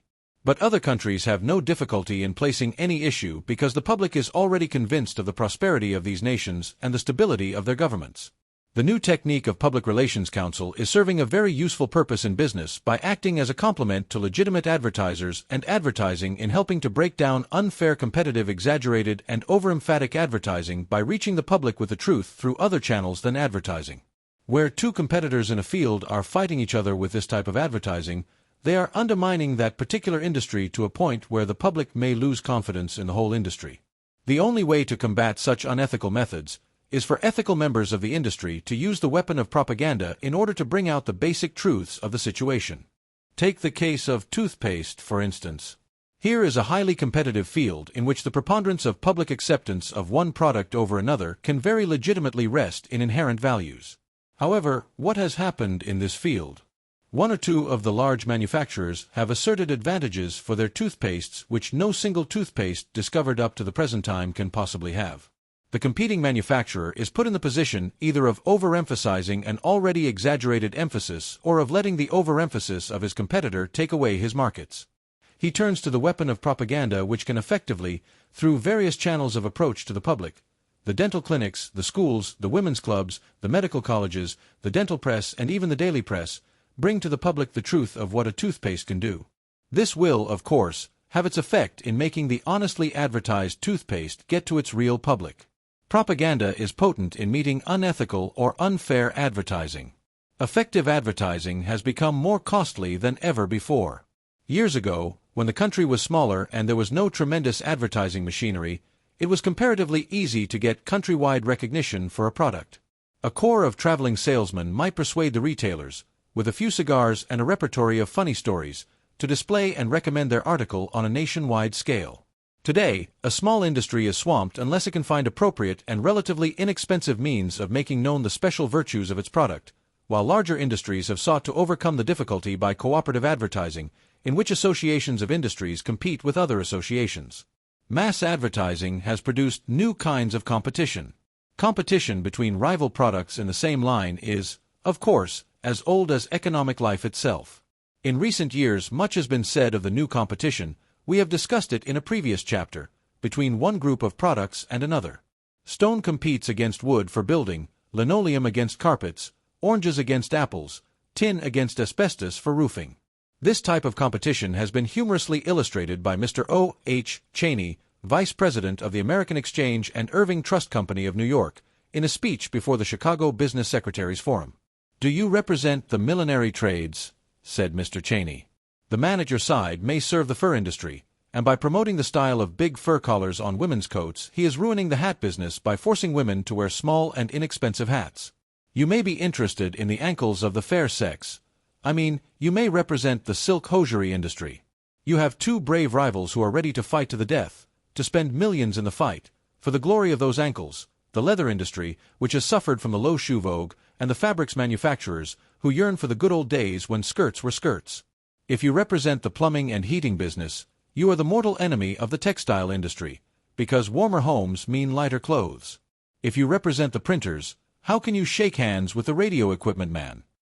These are really only obvious forms of what I have called the new competition.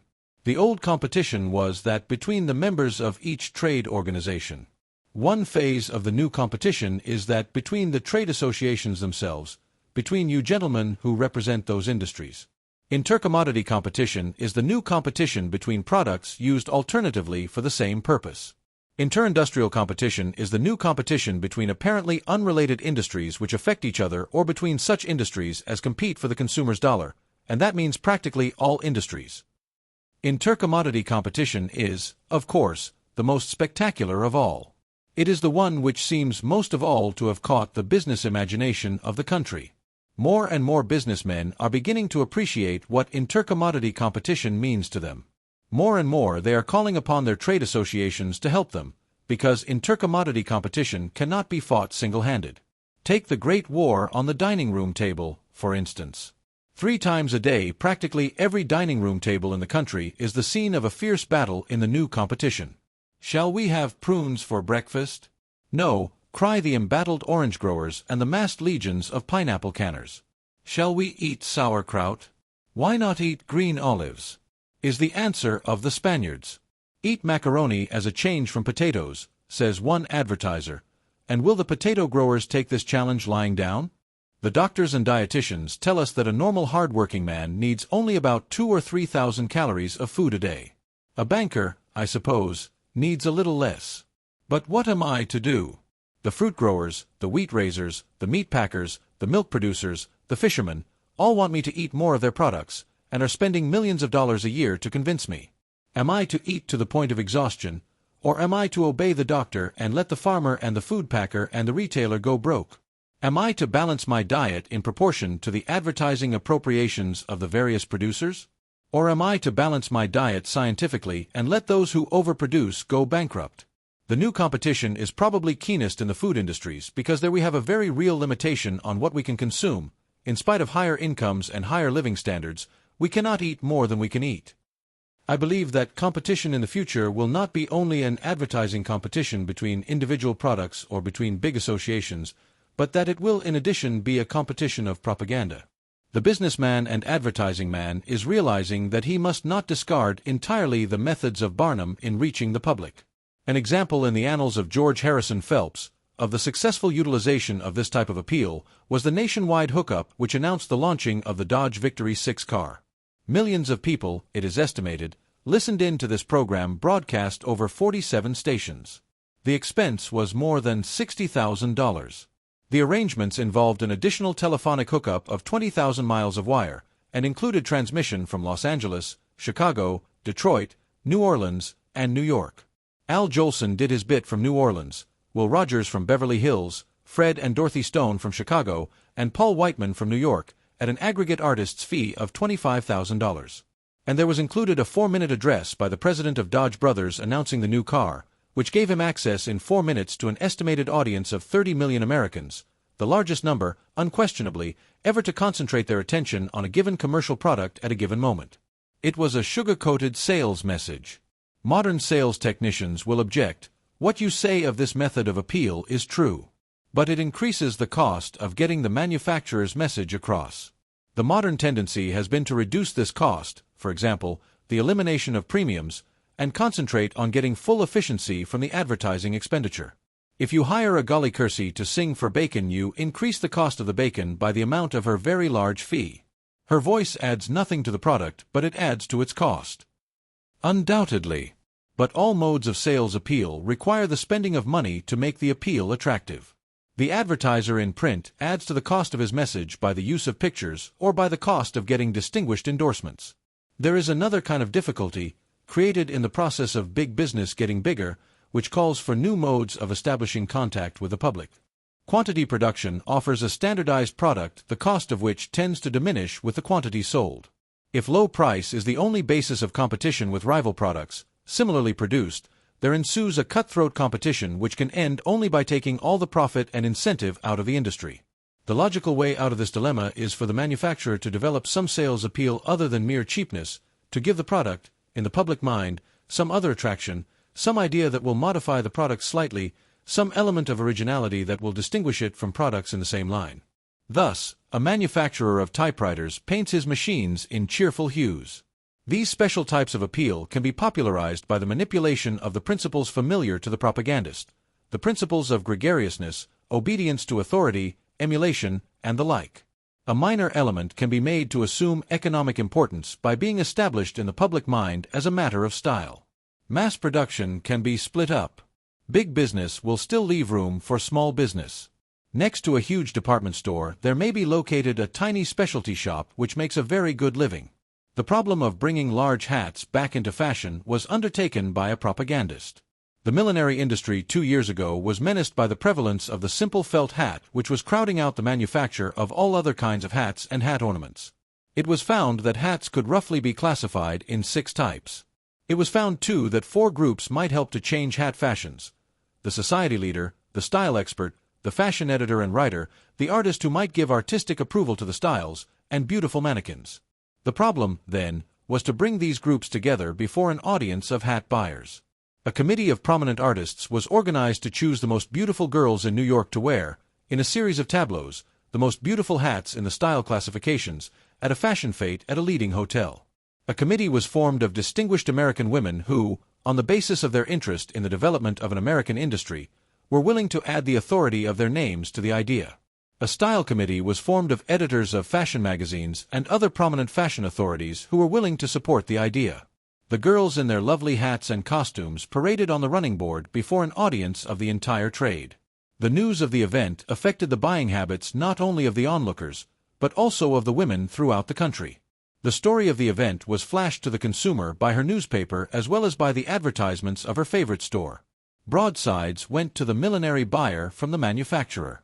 One manufacturer stated that whereas before the show he had not sold any large trimmed hats, after it he had sold thousands. Often the Public Relations Council is called in to handle an emergency situation. A false rumor, for instance, may occasion an enormous loss in prestige and money if not handled promptly and effectively. An incident such as the one described in the New York American of Friday, May 21, 1926, shows what the lack of proper technical handling of public relations might result in. $1 million lost by false rumor on Hudson stock. Hudson Motor Company stock fluctuated widely around noon yesterday, and losses estimated at $500,000 to $1 million were suffered as a result of the widespread flotation of false news regarding dividend action. The directors met in Detroit at 12:30 New York time to act on a dividend. Almost immediately, a false report that only the regular dividend had been declared was circulated. At 12:46, the Dow, Jones & Company ticker service received the report from the stock exchange firm, and its publication resulted in further drop in the stock. Shortly after 1 o'clock, the ticker services received official news that the dividend had been increased and a 20% stock distribution authorized. They rushed the correct news out on their tickers, and Hudson stock immediately jumped more than 6 points. A clipping from the Journal of Commerce of April 4, 1925, is reproduced here as an interesting example of a method to counteract a false rumor. Beechnut Head hometown guest. Bartlett Arkell signally honored by communities of Mohawk Valley. Special to the Journal of Commerce. Canajoharie, N.Y. April 3rd. Today was Beechnut Day in this town. In fact, for the whole Mohawk Valley. Businessmen and practically the whole community of this region joined in a personal testimonial to Bartlett Arkell of New York City, president of the Beechnut Packing Company of the city, in honor of his firm refusal to consider selling his company to other financial interests to move elsewhere. When Mr. Arkell publicly denied recent rumors that he was to sell his company to the Postum Cereal Company for $17 million, which would have resulted in taking the industry from its birthplace, He did so in terms conspicuously loyal to his boyhood home, which he has built up into a prosperous industrial community through 30 years' management of his beech nut company. He absolutely controls the business and flatly stated that he would never sell it during his lifetime to anyone at any price, since it would be disloyal to his friends and fellow workers.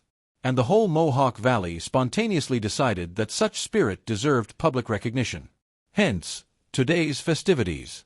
More than 3,000 people participated, headed by a committee comprising W.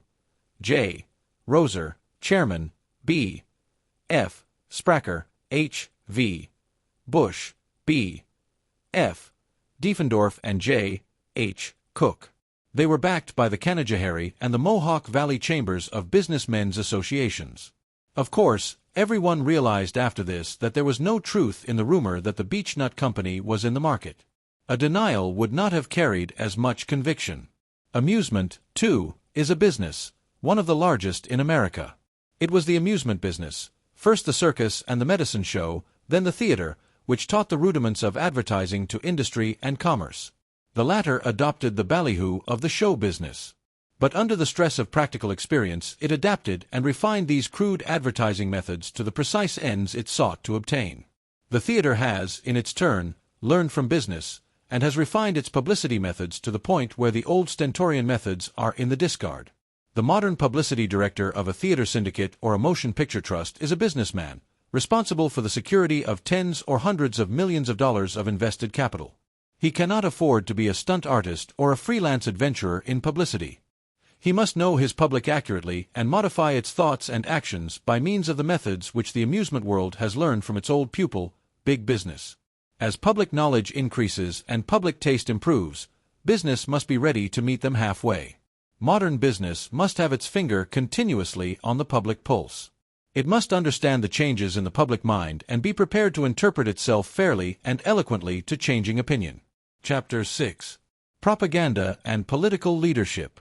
The great political problem in our modern democracy is how to induce our leaders to lead. The dogma that the voice of the people is the voice of God tends to make elected persons the will-less servants of their constituents. This is undoubtedly part cause of the political sterility of which certain American critics constantly complain. No serious sociologist any longer believes that the voice of the people expresses any divine or specially wise and lofty idea. The voice of the people expresses the mind of the people, and that mind is made up for it by the group leaders in whom it believes and by those persons who understand the manipulation of public opinion. It is composed of inherited prejudices and symbols and clichés and verbal formulas supplied to them by the leaders. Fortunately, the sincere and gifted politician is able, by the instrument of propaganda, to mold and form the will of the people. Disraeli cynically expressed the dilemma when he said, "I must follow the people. Am I not their leader?" He might have added, "I must lead the people. Am I not their servant?"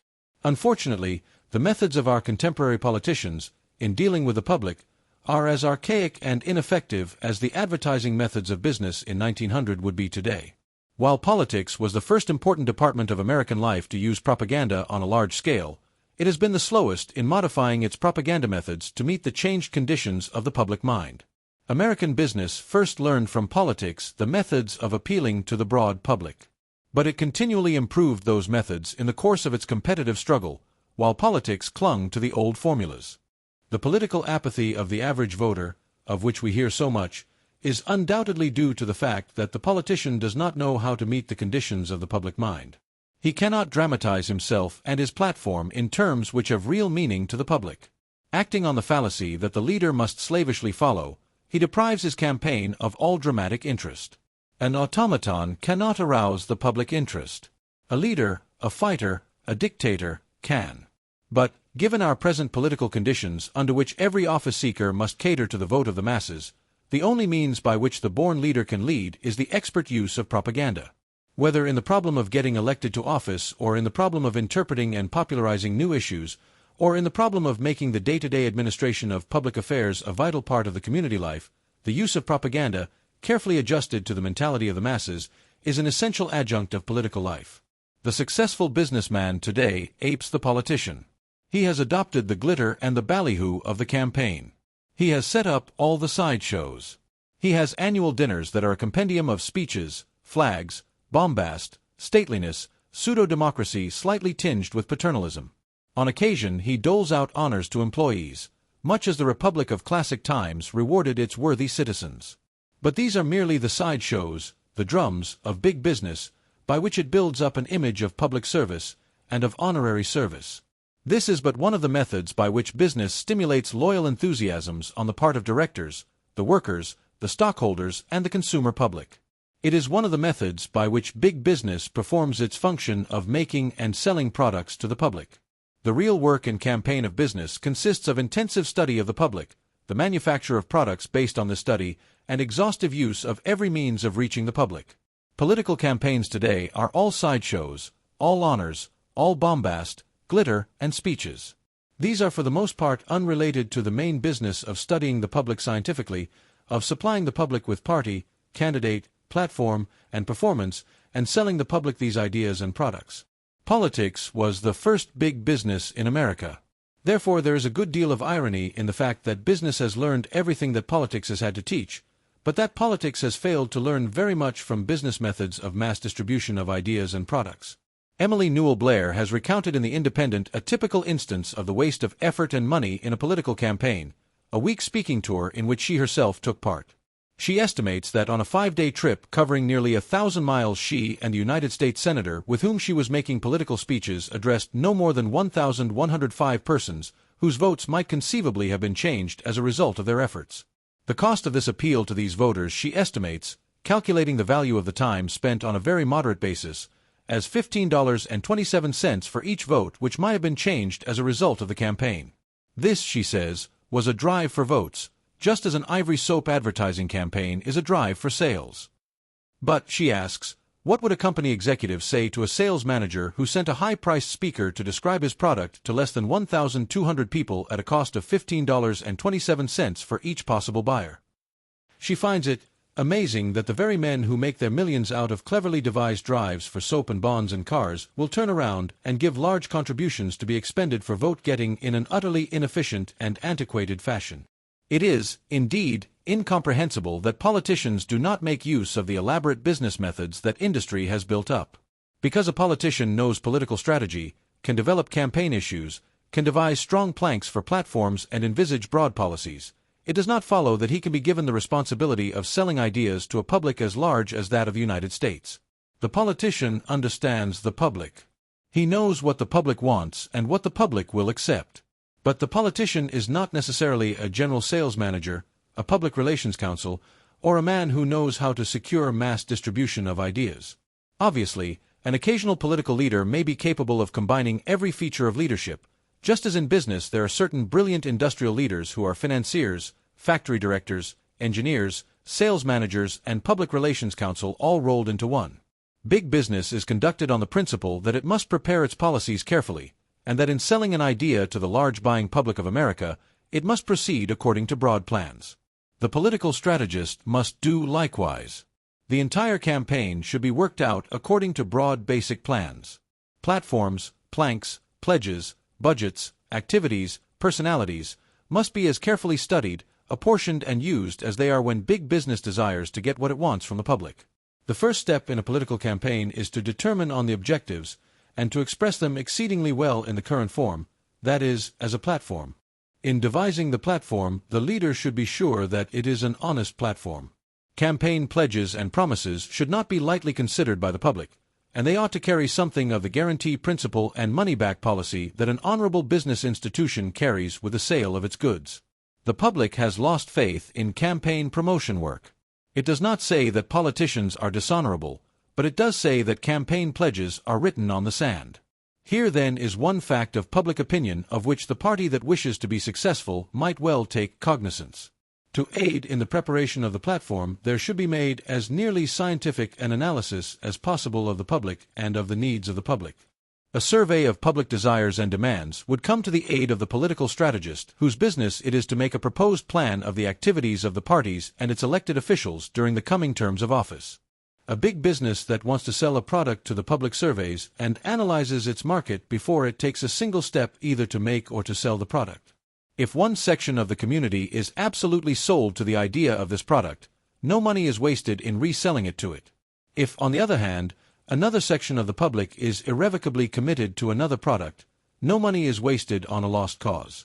Very often the analysis is the cause of basic changes and improvements in the product itself, as well as an index of how it is to be presented.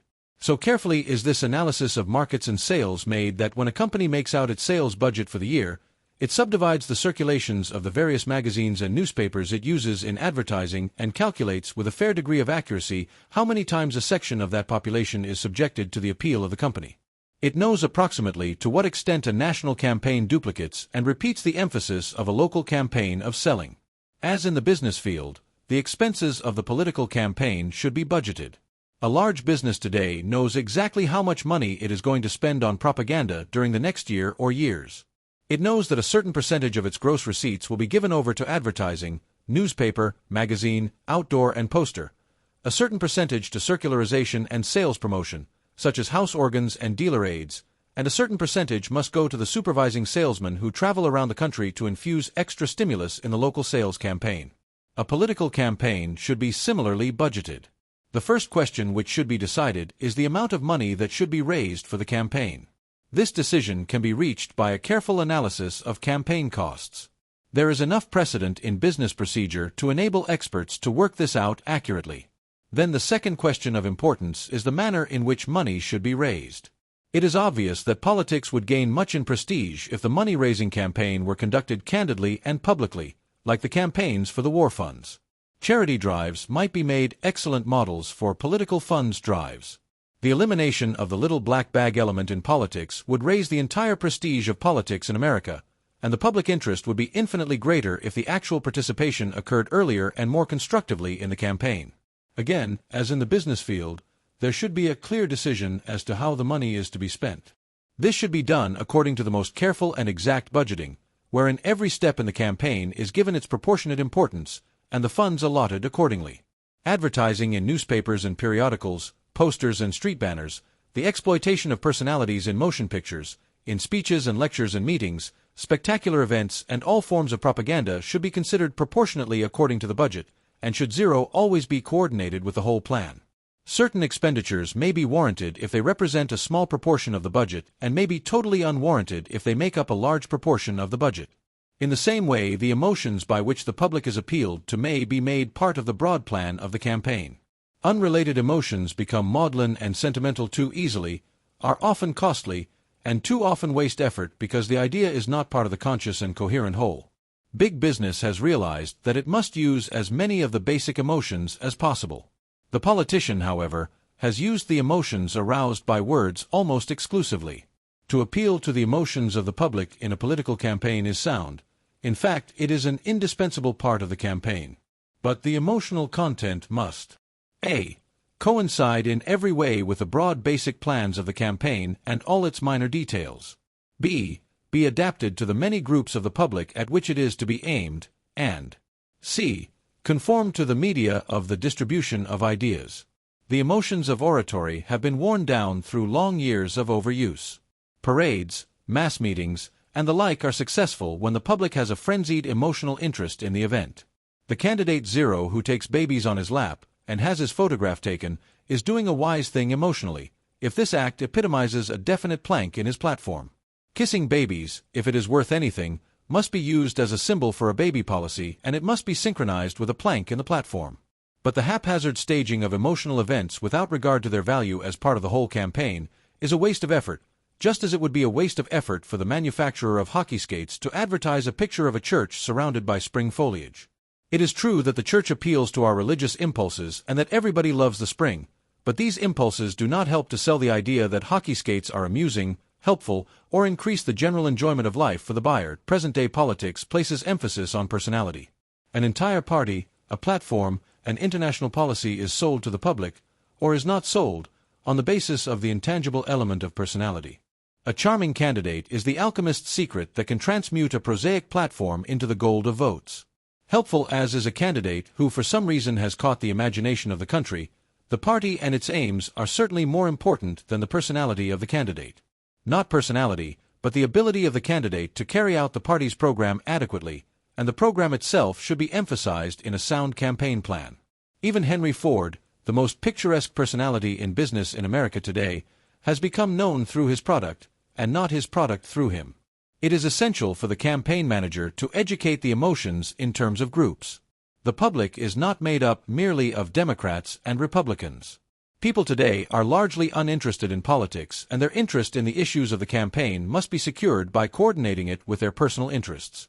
The public is made up of interlocking groups: economic, social, religious, educational, cultural, racial, collegiate, local, sports, and hundreds of others. When President Coolidge invited actors for breakfast, he did so because he realized not only that actors were a group, but that audiences, the large group of people who like amusements, who like people who amuse them, and who like people who can be amused, ought to be aligned with him. The Shepherdtown Maternity Bill was passed because the people who fought to secure its passage realized that mothers made up a group, that educators made up a group, that physicians made up a group, that all these groups in turn influence other groups, and that taken all together these groups were sufficiently strong and numerous to impress Congress with the fact that the people at large wanted this bill to be made part of the national law. The political campaign, having defined its broad zero objects and its basic plans, having defined the group appeal which it must use, must carefully allocate to each of the media at hand the work which it can do with maximum efficiency. The media through which a political campaign may be brought home to the public are numerous and fairly well defined. Events and activities must be created in order to put ideas into circulation in these channels, which are as varied as the means of human communication. Every object which presents pictures or words that the public can see, everything that presents intelligible sounds, can be utilized in one way or another. At present, the political campaigner uses for the greatest part the radio, the press, the banquet hall, the mass meeting, the lecture platform, and the stump generally as a means for furthering his ideas. But this is only a small part of what may be done. Actually, there are infinitely more varied events that can be created to dramatize the campaign and to make people talk of it. Exhibitions, contests, institutes of politics, the cooperation of educational institutions, the dramatic cooperation of groups which hitherto have not been drawn into active politics, and many others may be made the vehicle for the presentation of ideas to the public. But whatever is done must be synchronized accurately with all other forms of appeal to the public. News reaches the public through the printed word, books, zero magazines, letters, posters, circulars and banners, newspapers, through pictures, photographs and motion pictures, through the ear, lectures, speeches, band music, radio, campaign songs. All these must be employed by the political party if it is to succeed. One method of appeal is merely one method of appeal, and in this age wherein 1,000 movements and ideas are competing for public attention, one dare not put all one's eggs into one basket. It is understood that the methods of propaganda can be effective only with the voter who makes up his own mind on the basis of his group prejudices and desires. Where specific allegiances and loyalties exist, as in the case of boss leadership, these loyalties will operate to nullify the free will of the voter. In this close relation between the boss and his constituents lies, of course, the strength of his position in politics. It is not necessary for the politician to be the slave of the public's group prejudices, if he can learn how to mold the mind of the voters in conformity with his own ideas of public welfare and public service. The important thing for the statesman of our age is not so much to know how to please the public, but to know how to sway the public. In theory, this education might be done by means of learned pamphlets explaining the intricacies of public questions.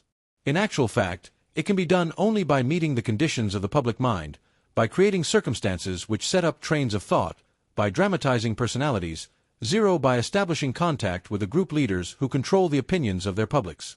But campaigning is only an incident in political life. The process of government is continuous, and the expert use of propaganda is more useful and fundamental, although less striking, as an aid to democratic administration than as an aid to vote-getting. Good government can be sold to a community just as any other commodity can be sold. I often wonder whether the politicians of the future, who are responsible for maintaining the prestige and effectiveness of their party, will not endeavor to train politicians who are at the same time propagandists. I talked recently with George Alvany. He said that a certain number of Princeton men were joining Tammany Hall. If I were in his place, I should have taken some of my brightest young men and set them to work for Broadway theatrical productions or apprenticed them as assistants to professional propagandists before recruiting them to the service of the party. One reason, perhaps, why the politician today is slow to take up methods which are commonplace in business life is that he has such ready entry to the media of communication on which his power depends. The newspaper man looks to him for news. And by his power of giving or withholding information, the politician can often effectively censor political news. But being dependent, every day of the year zero and for year after year, upon certain politicians for news, the newspaper reporters are obliged to work in harmony with their news sources. The political leader must be a creator of circumstances, not only a creature of mechanical processes of stereotyping and rubber stamping. Let us suppose that he is campaigning on a low-tariff platform. He may use the modern mechanism of the radio to spread his views, but he will almost certainly use the psychological method of approach which was old in Andrew Jackson's day, and which business has largely discarded. He will say over the radio, "Vote for me and low tariff, because the high tariff increases the cost of the things you buy." He may, it is true, have the great advantage of being able to speak by radio directly to 50 million listeners. But he is making an old-fashioned approach. He is arguing with them. He is assaulting, single-handed, the resistance of inertia. If he were a propagandist, on the other hand, although he would still use the radio, he would use it as one instrument of a well-planned strategy. Since he is campaigning on the issue of a low tariff, he not merely would tell people that the high tariff increases the cost of the things they buy, but would create circumstances which would make his contention dramatic and self-evident. He would perhaps stage a low-tariff exhibition simultaneously in 20 cities, with exhibits illustrating the additional cost due to the tariff in force. He would see that these exhibitions were ceremoniously inaugurated by prominent men and women who were interested in a low tariff apart from any interest in his personal political fortunes. He would have groups, whose interests were especially affected by the high cost of living, institute an agitation for lower schedules. He would dramatize the issue, perhaps by having prominent men boycott woolen clothes and go to important functions in cotton suits until the wool schedule was reduced. He might get the opinion of social workers as to whether the high cost of wool endangers the health of the poor in winter. In whatever ways he dramatized the issue, the attention of the public would be attracted to the question before he addressed them personally. Then, when he spoke to his millions of listeners on the radio, he would not be seeking to force an argument down the throats of a public thinking of other things and annoyed by another demand on its attention. On the contrary, he would be answering the spontaneous questions and expressing the emotional demands of a public already keyed to a certain pitch of interest in the subject. The importance of taking the entire world public into consideration before planning an important event is shown by the wise action of Thomas Masaryk, then provisional president, now president of the Republic of Czechoslovakia. Czechoslovakia officially became a free state on Monday, October 28, 1918, instead of Sunday, October 27, 1918, because Professor Masaryk realized that the people of the world would receive more information and would be more receptive to the announcement of the Republic's freedom on a Monday morning than on a Sunday, because the press would have more space to devote to it on Monday morning. Discussing the matter with me before he made the announcement, Professor Masaryk said, "I would be making history for the cables if I changed the date of Czechoslovakia's birth as a free nation." Cables make history, and so the date was changed. This incident illustrates the importance of technique in the new propaganda. It will be objected, of course, that propaganda will tend to defeat itself as its mechanism becomes obvious to the public. My opinion is that it will not. The only propaganda which will ever tend to weaken itself as the world becomes more sophisticated and intelligent is propaganda that is untrue or unsocial. Again, the objection is raised that propaganda is utilized to manufacture our leading political personalities. It is asked whether, in fact, the leader makes propaganda, or whether propaganda makes the leader. There is a widespread impression that a good press agent can puff up a nobody into a great man. The answer is the same as that made to the old zero query as to whether the newspaper makes public opinion or whether public opinion makes the newspaper. There has to be fertile ground for the leader and the idea to fall on. But the leader also has to have some vital seed to sow. To use another figure, a mutual need has to exist before either can become positively effective. Propaganda is of no use to the politician unless he has something to say which the public, consciously or unconsciously, wants to hear. But even supposing that a certain propaganda is untrue or dishonest, we cannot on that account reject the methods of propaganda as such. For propaganda in some form will always be used where leaders need to appeal to their constituencies. The criticism is often made that propaganda tends to make the President of the United States so important that he becomes not the President but the embodiment of the idea of hero worship, not to say deity worship. I quite agree that this is so, but how are you going to stop a condition which very accurately reflects the desires of a certain part of the public? The American people rightly senses the enormous importance of the executive's office. If the public tends to make of the president a heroic symbol of that power, that is not the fault of propaganda but lies in the very nature of the office and its relation to the people. This condition, despite its somewhat irrational puffing up of the man to fit the office, is perhaps still one more sound than a condition in which the man utilizes no propaganda, or a propaganda not adapted to its proper end. Note the example of the Prince of Wales. This young man reaped bales of clippings and little additional glory from his American visit, merely because he was poorly advised. To the American public he became a well-dressed, charming, sport-loving, dancing, perhaps frivolous youth. Nothing was done to add dignity and prestige to this impression until towards the end of his stay he made a trip in the subway of New York. This sole venture into democracy and the serious business of living as evidenced in the daily habits of workers aroused new interest in the prince. Had he been properly advised, he would have augmented this somewhat by such serious studies of American life as were made by another prince, Gustav of Sweden. As a result of the lack of well-directed propaganda, the Prince of Wales became in the eyes of the American people not the thing which he constitutionally is, a symbol of the unity of the British Empire, but part and parcel of sporting Long Island and dancing beauties of the ballroom. Great Britain lost an invaluable opportunity to increase the goodwill and understanding between the two countries when it failed to understand the importance of correct public relations counsel for His Royal Highness. The public actions of America's chief executive are, if one chooses to put it that way, stage-managed. But they are chosen to represent and dramatize the man in his function as representative of the people. A political practice which has its roots in the tendency of the popular leader to follow oftener than he leads is the technique of the trial balloon which he uses in order to maintain, as he believes, his contact with the public.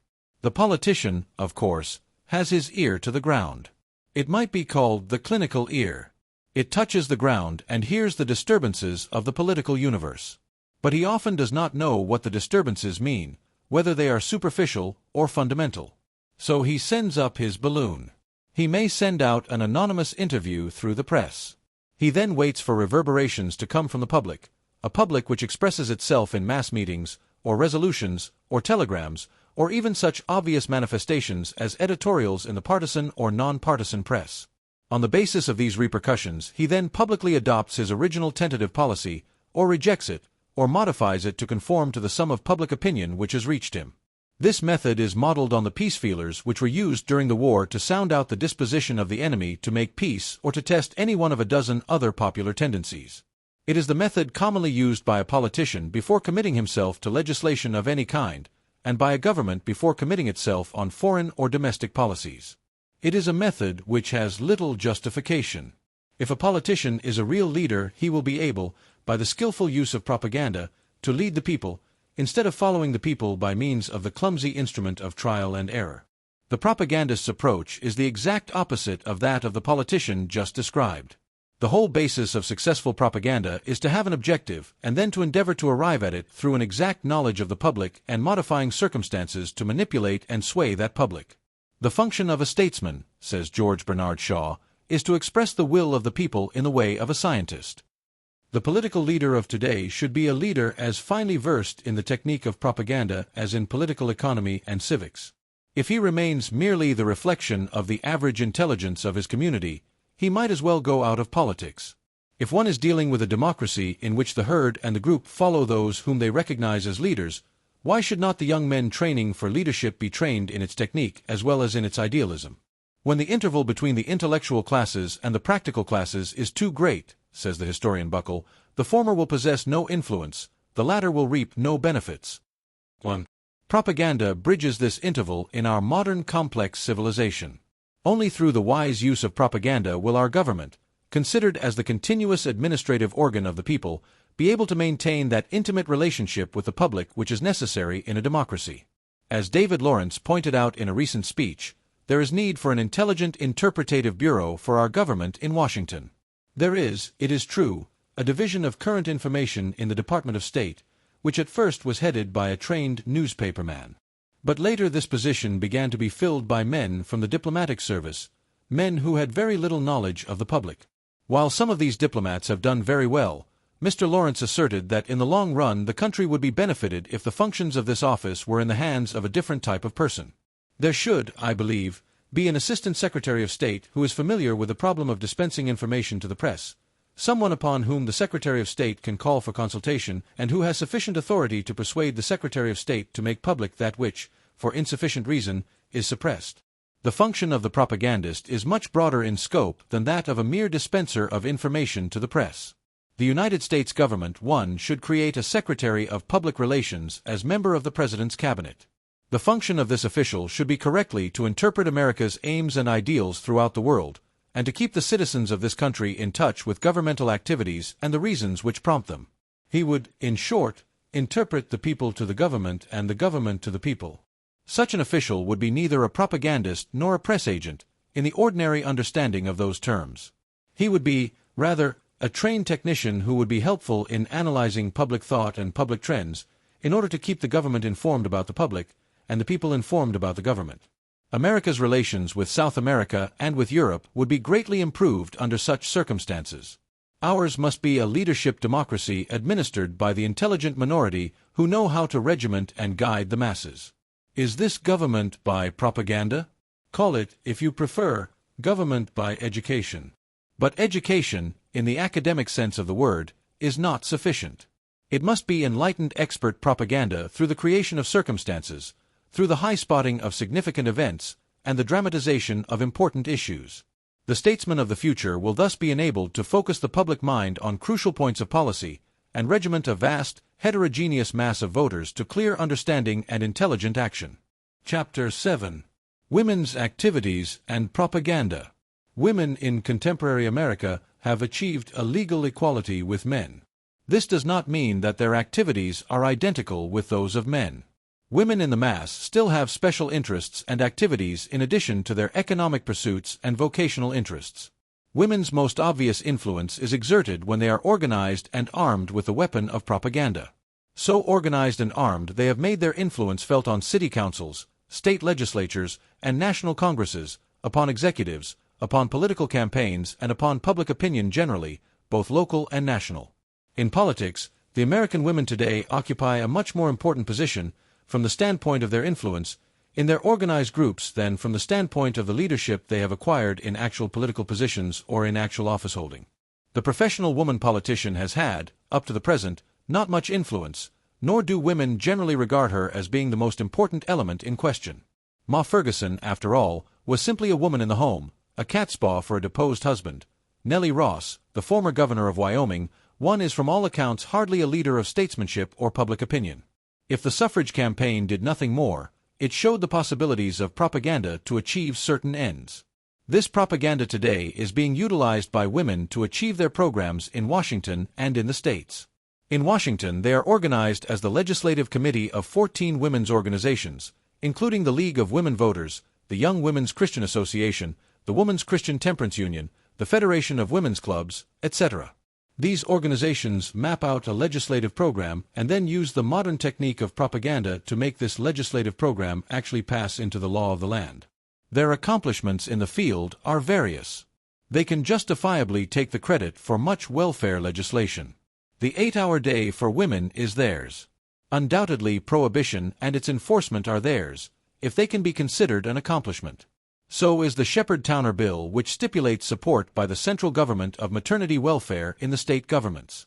This bill would not have passed had it not been for the political prescience and sagacity of women like Mrs. Vanderlip and Mrs. Mitchell. The federal measures endorsed at the first convention of the National League of Women Voters typify social welfare activities of women's organizations. These covered such broad interests as child welfare, education, the home and high prices, women in gainful occupations, public health and morals, independent citizenship for married women, and others. To propagandize these principles, the National League of Women Voters has published all types of literature, such as bulletins, calendars, election information, has held a correspondence course on government, and conducted demonstration classes and citizenship schools. Possibly the effectiveness of women's organizations in American politics today is due to two things. First, the training of a professional class of executive secretaries or legislative secretaries during the suffrage campaigns, where every device known to the propagandist had to be used to regiment a recalcitrant majority. Secondly, the routing over into peacetime activities of the many prominent women who were in the suffrage campaigns and who also devoted themselves to the important drives and mass influence movements during the war. Such women as Mrs. Frank Vanderlip, Alice Ames Winter, Mrs. Henry Moskowitz, Mrs. Florence Kelly, Mrs. John Blair, Mrs. O. H. P. Belmont, Doris Stevens, Alice Paul come to mind. If I have seemed to concentrate on the accomplishments of women in politics, it is because they afford a particularly striking example of intelligent use of the new propaganda to secure attention and acceptance one of minority ideas. It is perhaps curiously appropriate that the latest recruits to the political arena should recognize and make use of the newest weapons of persuasion to offset any lack of experience with what is somewhat euphemistically termed practical politics. As an example of this new technique, some years ago, the Consumers Committee of Women, fighting the American valuation tariff, rented an empty store on 57th Street in New York and set up an exhibit of merchandise tagging each item with the current price and the price it would cost if the tariff went through. Hundreds of visitors to this shop rallied to the cause of the committee. But there are also non-political fields in which women can make and have made their influence felt for social ends, and in which they have utilized the principle of group leadership in attaining the desired objectives. In the General Federation of Women's Clubs, there are 13,000 clubs. Broadly classified, they include civic and city clubs, mothers and homemakers clubs, cultural clubs devoted to art, music or literature, business and professional women's clubs, and general women's clubs, which may embrace either civic or community phases, or combine some of the other activities listed. The Women's Club is generally effective on behalf of health education, in furthering appreciation of the fine arts, in sponsoring legislation that affects the welfare of women and children, in playground development and park improvement, in raising standards of social or political morality, in homemaking and home economics, education, and the like. In these fields, the Woman's Club concerns itself with efforts that are not ordinarily covered by existing agencies, and often both initiates and helps to further movements for the good of the community. A club interested principally in homemaking and the practical arts can sponsor a cooking school for young brides and others. An example of the keen interest of women in this field of education is the cooking school recently conducted by the New York Herald Tribune, which held its classes in Carnegie Hall, seating almost 3,000 persons. For the several days of the cooking school, the hall was filled to capacity, rivaling the drawing power of a McCormick or a Paderewski, and refuting most dramatically the idea that women in large cities are not interested in housewifery. A movement for the serving of milk in public schools, or the establishment of a baby health station at the Department of Health will be an effort close to the heart of a club devoted to the interest of mothers and child welfare. A music club can broaden its sphere and be of service to the community by cooperating with the local radio station in arranging better musical programs. Fighting bad music can be as militant a campaign to and marshal as varied resources as any political battle. An art club can be active in securing loan exhibitions for its city. It can also arrange traveling exhibits of the artwork of its members or show the artwork of schools or universities. A literary club may step out of its charmed circle of lectures and literary lions and take a definite part in the educational life of the community. It can sponsor, for instance, a competition in the public schools for the best essay on the history of the city or on the life of its most famous son.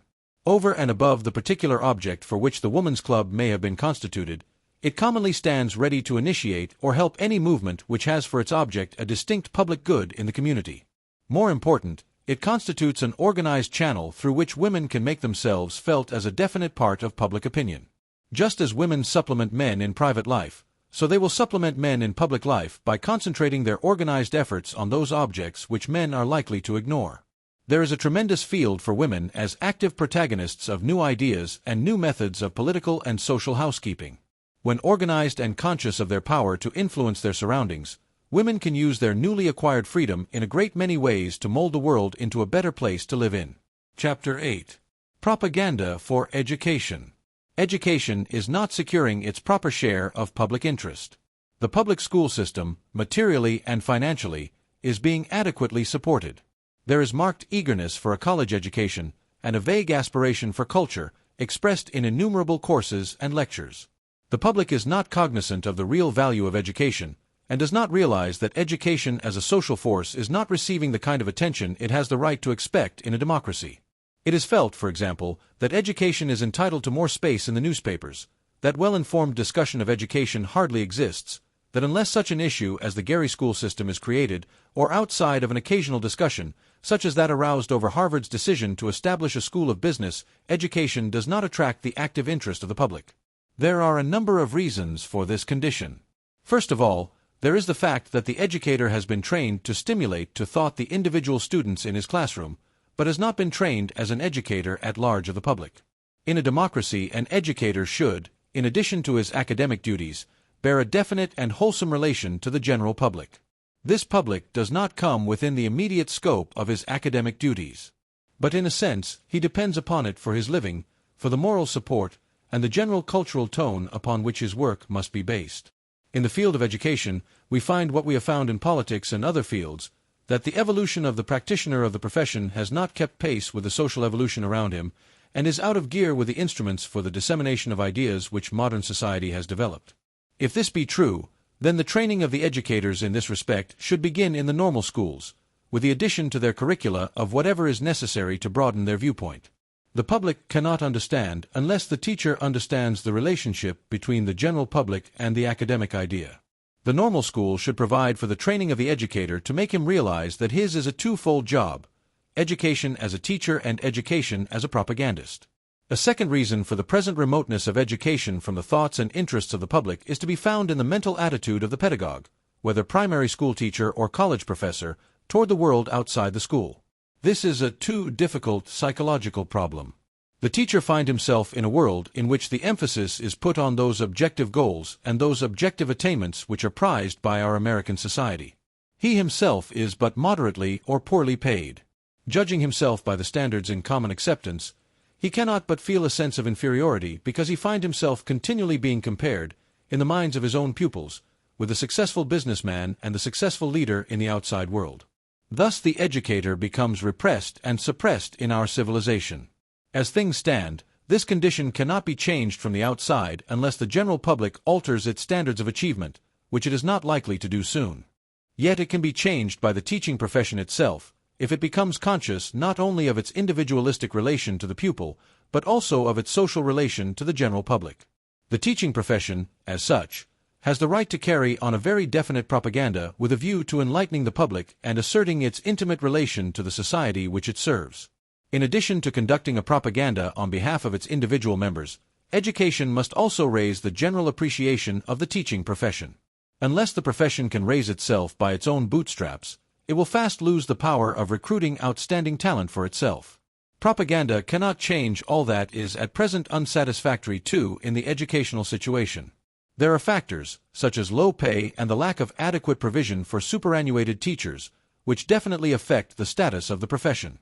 It is possible, by means of an intelligent appeal predicated upon the actual present composition of the public mind, to modify the general attitude toward the teaching profession. Such a changed attitude will begin by expressing itself in an insistence on the idea of more adequate salaries for the profession. There are various ways in which academic organizations in America handle their financial problems. One type of college or university depends, for its monetary support, upon grants from the state legislatures. Another depends upon private endowment. There are other types of educational institutions, such as the sectarian, but the two chief types include by far the greater number of our institutions of higher learning. The state university is supported by grants from the people of the state, voted by the state legislature. In theory, the degree of support which the university receives is dependent upon the degree of acceptance accorded it by the voters. The state university prospers according to the extent to which it can sell itself to the people of the state. The state university is therefore in an unfortunate position unless its president happens to be a man of outstanding merit as a propagandist and a dramatizer too of educational issues. Yet if this is the case, if the university shapes its whole policy toward gaining the support of the state legislature, its educational function may suffer. It may be tempted to base its whole appeal to the public on its public service, real or supposed, and permit the education of its individual students to take care of itself. It may attempt to educate the people of the state at the expense of its own pupils. This may generate a number of evils, to the extent of making the university a political instrument, a mere tool of the political group in power. If the president dominates both the public and the professional politician, this may lead to a situation in which the personality of the president outweighs the true function of the institution. The endowed college or university has a problem quite as perplexing. The endowed college is dependent upon the support, usually, of key men in industry whose social and economic objectives are concrete and limited, and therefore often at variance with the pursuit of abstract knowledge. The successful businessman criticizes the great universities for being too academic, but seldom for being too practical. One might imagine that the key men who support our universities would like them to specialize in schools of applied science, of practical salesmanship, or of industrial efficiency. And it may well be, in many instances, that the demands which the potential endowers of our universities make upon these institutions are flatly in contradiction to the interests of scholarship and general culture. We have, therefore, the anomalous situation of the college seeking to carry on a propaganda in favor of scholarship among people who are quite out of sympathy with the aims to which they are asked to subscribe their money. Men who, by the commonly accepted standards, are failures or very moderate successes in our American world, the pedagogues, seek to convince the outstanding successes, the businessmen, that they should give their money to ideals which they do not pursue. Men who, through a sense of inferiority, despise money, seek to win the goodwill of men who love money. It seems possible that the future status of the endowed college will depend upon a balancing of these forces, both the academic and the endowed elements obtaining in effect due consideration. The college must win public support. If the potential donor is apathetic, enthusiastic public approval must be obtained to convince him. If he seeks unduly to influence the educational policy of the institution, public opinion must support the college in the continuance of its proper functions. If either factor dominates unduly, we are likely to find a demagoguery or a snobbishness aiming to please one group or the other. There is still another potential solution of the problem. It is possible that through an educational propaganda aiming to develop greater social consciousness on the part of the people of the country, there may be awakened in the minds of men of affairs, as a class, social consciousness which will produce more minds of the type of Julius Rosenwald, V. Everett Macy, John D. Rockefeller, Jr., the late Willard Straight. Many colleges have already developed intelligent propaganda in order to bring them into active and continuous relation with the general public. A definite technique has been developed in their relation to the community in the form of college news bureaus. These bureaus have formed an intercollegiate association whose members meet once a year to discuss their problems. These problems include the education of the alumnus and his effect upon the general public and upon specific groups, the education of the future student to the choice of the particular college, the maintenance of an esprit de corps so that the athletic prowess of the college will not be placed first, the development of some familiarity with the research work done in the college in order to attract the attention of those who may be able to lend aid, the development of an understanding of the aims and the work of the institution in order to attract special endowments for specified purposes. Some 75 of these bureaus are now affiliated with the American Association of College News Bureaus, including those of Yale, Wellesley, Illinois, Indiana, Wisconsin, Western Reserve, Tufts, and California. A bi-monthly newsletter is published, bringing to members the news of their profession. The association endeavors to uphold the ethical standards of the profession and aims to work in harmony with the press. The National Education Association and other societies are carrying on a definite propaganda to promote the larger purposes of educational endeavor. One of the aims of such propaganda is, of course, improvement in the prestige and material position of the teachers themselves. An occasional McAndrew case calls the attention of the public to the fact that in some schools the teacher is far from enjoying full academic freedom, while in certain communities the choice of teachers is based upon political or sectarian considerations rather than upon real ability. If such issues were made, by means of propaganda, to become a matter of public concern on a truly national scale, there would doubtless be a general tendency to improvement. The concrete problems of colleges are more varied and puzzling than one might suppose. The pharmaceutical college of a university is concerned because the drugstore is no longer merely a drugstore, but primarily a soda fountain, a lunch counter, a bookshop, a retailer of all sorts of general merchandise from society stationery to spare radio parts. The college realizes the economic utility of the lunch counter feature to the practicing druggist, yet it too feels that the ancient and honorable art of compounding specifics is being degraded. Cornell University discovers that endowments are rare. Why? Because the people think that the university is a state institution and therefore publicly supported. Many of our leading universities rightly feel that the results of their scholarly researches should not only be presented to libraries and learned publications, but should also, where practicable and useful, be given to the public in the dramatic form which the public can understand. Harvard is but one example. Not long ago, says Charles A. Merrill in Personality, a certain Harvard professor vaulted into the newspaper headlines. There were several days when one could hardly pick up a paper in any of the larger cities without finding his name bracketed with his achievement. The professor, who was back from a trip to Yucatan in the interests of science, had solved the mystery of the Venus calendar of the ancient Mayas. He had discovered the key to the puzzle of how the Mayas kept tab on the flight of time. Checking the Mayan record of celestial events against the known astronomical facts, he had found a perfect correlation between the time count of these Central American Indians and the true positions of the planet Venus in the 6th century BC. A civilization which flourished in the Western Hemisphere 25 centuries ago was demonstrated to have attained heights hitherto unappreciated by the modern world. How the professor's discovery happened to be chronicled in the popular press is, also, in retrospect, a matter of interest. If left to his own devices, he might never have appeared in print, except perhaps in some technical publication, and his remarks there would have been no more intelligible to the average man or woman than if they had been inscribed in Mayan hieroglyphics. Popularization of this message from antiquity was due to the initiative of a young man named James W. D. Seymour. It may surprise and shock some people, Mr. Merrill adds, to be told that the oldest and most dignified seats of learning in America now hire press agents, just as railroad companies, fraternal organizations, moving picture producers, and political parties retain them. It is nevertheless a fact.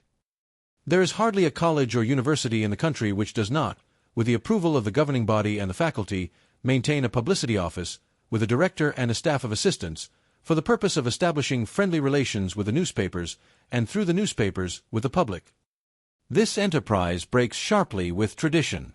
In the older seats of learning it is a recent innovation. It violates the fundamental article in the creed of the old academic societies. Cloistered seclusion used to be considered the first essential of scholarship. The college was anxious to preserve its aloofness from the world.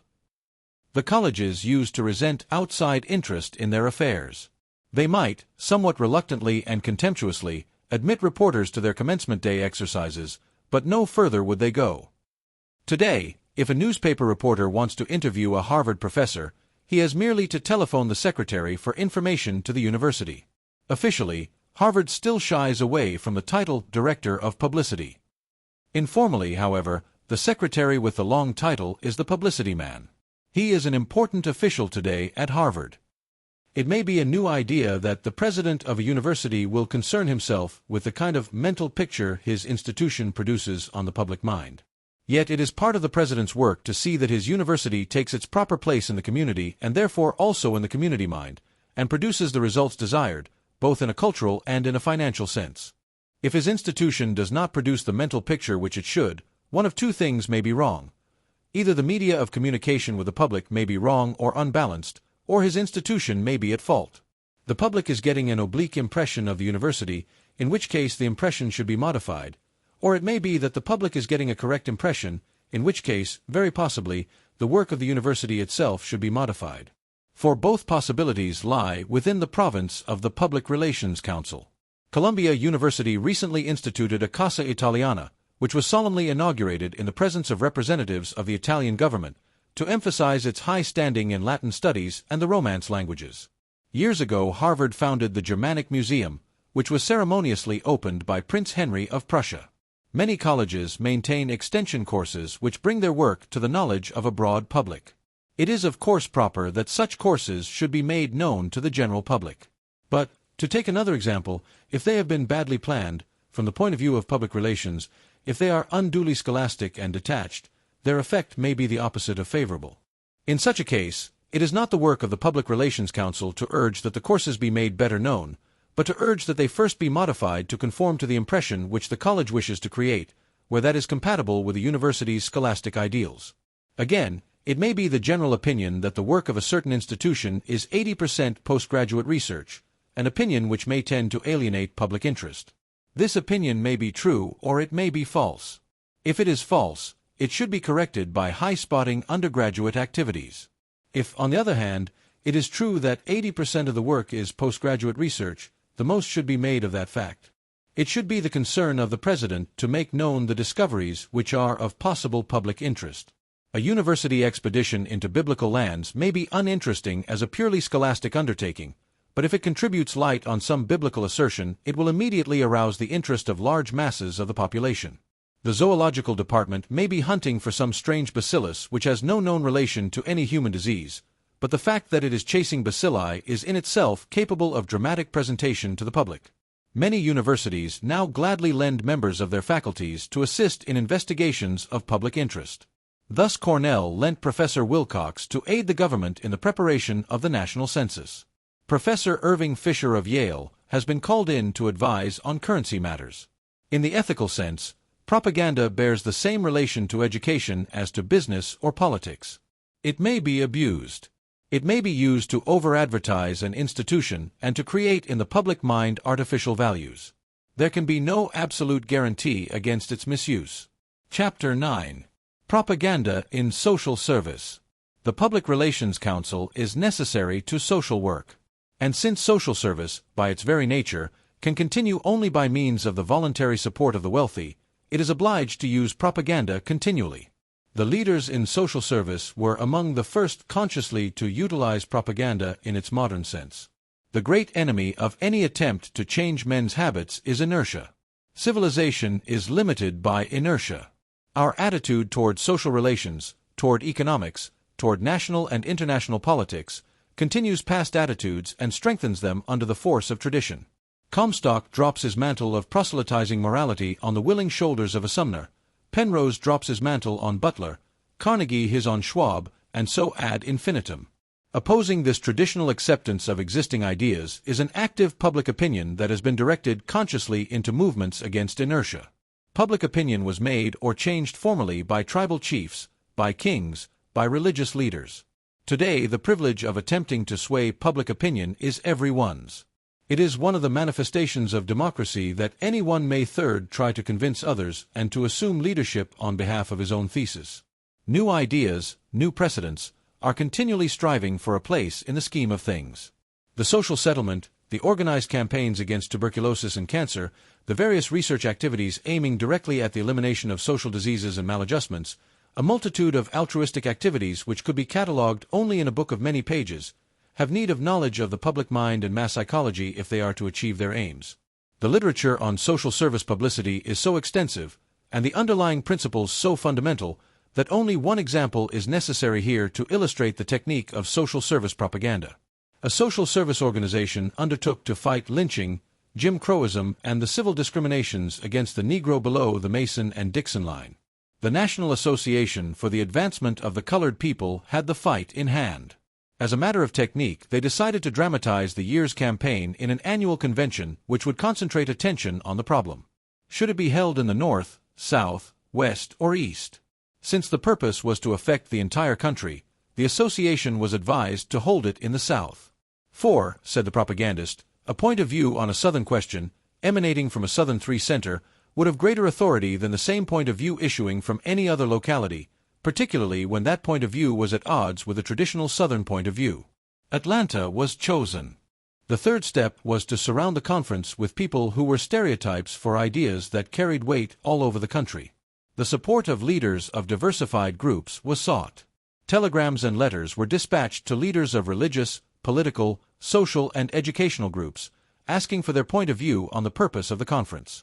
But in addition to these group leaders of national standing, it was particularly important from the technical standpoint to secure the opinions of group leaders of the South, even from Atlanta itself, to emphasize the purposes of the conference to the entire public. There was one group in Atlanta which could be approached. A group of ministers had been bold enough to come out for a greater interracial amity. This group was approached and agreed to cooperate in the conference. The event ran off as scheduled. The program itself followed the general scheme.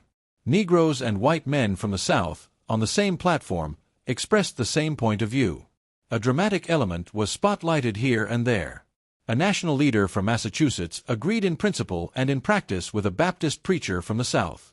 If the radio had been in effect, the whole country might have heard and been moved by the speeches and the principles expressed. But the public read the words and the ideas in the press of the country.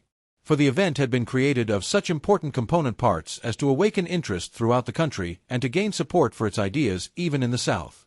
The editorials in the Southern press, reflecting the public opinion of their communities, showed that the subject had become one of interest to the editors because of the participation by Southern leaders. The event naturally gave the association itself substantial weapons with which to appeal to an increasingly wider circle. Further publicity was attained by mailing reports, letters, and other propaganda to selected groups of the public. As for the practical results, The immediate one was a change in the minds of many Southern editors who realized that the question at issue was not only an emotional one, but also a discussable one, and this point of view was immediately reflected to their readers. Further results are hard to measure with a slide rule. The conference had its definite effect in building up the racial consciousness and solidarity of the Negroes. The decline in lynching is very probably a result of this and other efforts of the association. Many churches have made paid advertising and organized propaganda part of their regular activities. They have developed church advertising committees, which make use of the newspaper and the billboard, as well as of the pamphlet. Many denominations maintain their own periodicals. The Methodist Board of Publication and Information systematically gives announcements and releases to the press and the magazines. But in a broader sense, the very activities of social service are propaganda activities. A campaign for the preservation of the teeth seeks to alter people's habits in the direction of more frequent brushing of teeth. A campaign for better parks seeks to alter people's opinion in regard to the desirability of taxing themselves for the purchase of park facilities. A campaign against tuberculosis is an attempt to convince everybody that tuberculosis can be cured, that persons with certain symptoms should immediately go to the doctor, and the like. A campaign to lower the infant mortality rate is an effort to alter the habits of mothers in regard to feeding, bathing, and caring for their babies. Social service, in fact, is identical with propaganda in many cases. Even those aspects of social service which are governmental and administrative, rather than charitable and spontaneous, depend on wise propaganda for their effectiveness. Professor Harry Elmer Barnes, in his book, The Evolution of Modern Penology in Pennsylvania, states that improvements in penological administration in that state are hampered by political influences. The legislature must be persuaded to permit the utilization of the best methods of scientific penology, and for this there is necessary the development of an enlightened public opinion. Until such a situation has been brought about, Mr. Barnes states, progress in penology is doomed to be sporadic, local, and generally ineffective. The solution of prison problems, then, seems to be fundamentally a problem of conscientious and scientific publicity. Social progress is simply the progressive education and enlightenment of the public mind in regard to its immediate and distant social problems. Chapter 10. Art and Science. In the education of the American public toward greater art appreciation, propaganda plays an important part. When art galleries seek to launch the canvases of an artist, they should create public acceptance for his works. To increase public appreciation, a deliberate propagandizing effort must be made. In art as in politics, the minority rules, but it can rule only by going out to meet the public on its own ground, by understanding the anatomy of public opinion and utilizing it. In applied and commercial art, propaganda makes greater opportunities for the artist than ever before. This arises from the fact that mass production reaches an impasse when it competes on a price basis only. It must, therefore, in a large number of fields, create a field of competition based on aesthetic values. Business of many types capitalizes the aesthetic sense to increase markets and profits, which is only another way of saying that the artist has the opportunity of collaborating with industry in such a way as to improve the public taste, injecting beautiful instead of ugly motifs into the articles of common use, and, furthermore, securing recognition and money for himself. Propaganda can play a part in pointing out what is and what is not beautiful, and business can definitely help in this way to raise the level of American culture. In this process, propaganda will naturally make use of the authority of group leaders whose taste and opinion are recognized. The public must be interested by means of associational values and dramatic incidents. New inspiration, which to the artist may be a very technical and abstract kind of beauty, must be made vital to the public by association with values which it recognizes and responds to. For instance, in the manufacture of American silk, markets are developed by going to Paris for inspiration. Paris can give American silk a stamp of authority which will aid it to achieve definite position in the United States. The French Minister of Fine Arts may be induced to lend his authority to the process. The following clipping from the New York Times of February 16, 1925, tells the story. Copyright 1925 by the New York Times Company. Special cable to the New York Times. Paris, February 15. For the first time in history, American art materials are to be exhibited in the decorative art section of the Louvre Museum. The exposition, opening on May 26 with the Minister of Fine Arts, Paul Lyon, acting as patron, will include silks from Cheney Brothers, South Manchester and New York, the designs of which were based on the inspiration of Edgar Brandt, famous French iron worker, the modern Bellini, who makes wonderful artworks from iron. M. Brandt designed and made the monumental iron doors of the Verdun War Memorial. He has been asked to assist and participate in this exposition, which will show France the accomplishments of American industrial art. 30 designs inspired by Edgar Brandt's work are embodied in 2,500 yards of printed silks, tinsels, and cut velvets in 100 colors. These prints ferronnières are the first textiles to show the influence of the modern master, M. Brandt. The silken fabrics possess a striking composition, showing characteristic Brandt motifs which were embodied in the tracery of large designs by the Cheney artists who succeeded in translating the iron into silk, a task which might appear almost impossible. The strength and brilliancy of the original design is enhanced by the beauty and warmth of color. The result of this ceremony was that prominent department stores in New York, Chicago, and other cities asked to have this exhibition. They tried to mold the public taste in conformity with the idea which had the approval of Paris. The silks of Cheney Brothers, a commercial product produced in quantity, gained a place in public esteem by being associated with the work of a recognized artist and with a great art museum. The same can be said of almost any commercial product susceptible of beautiful design.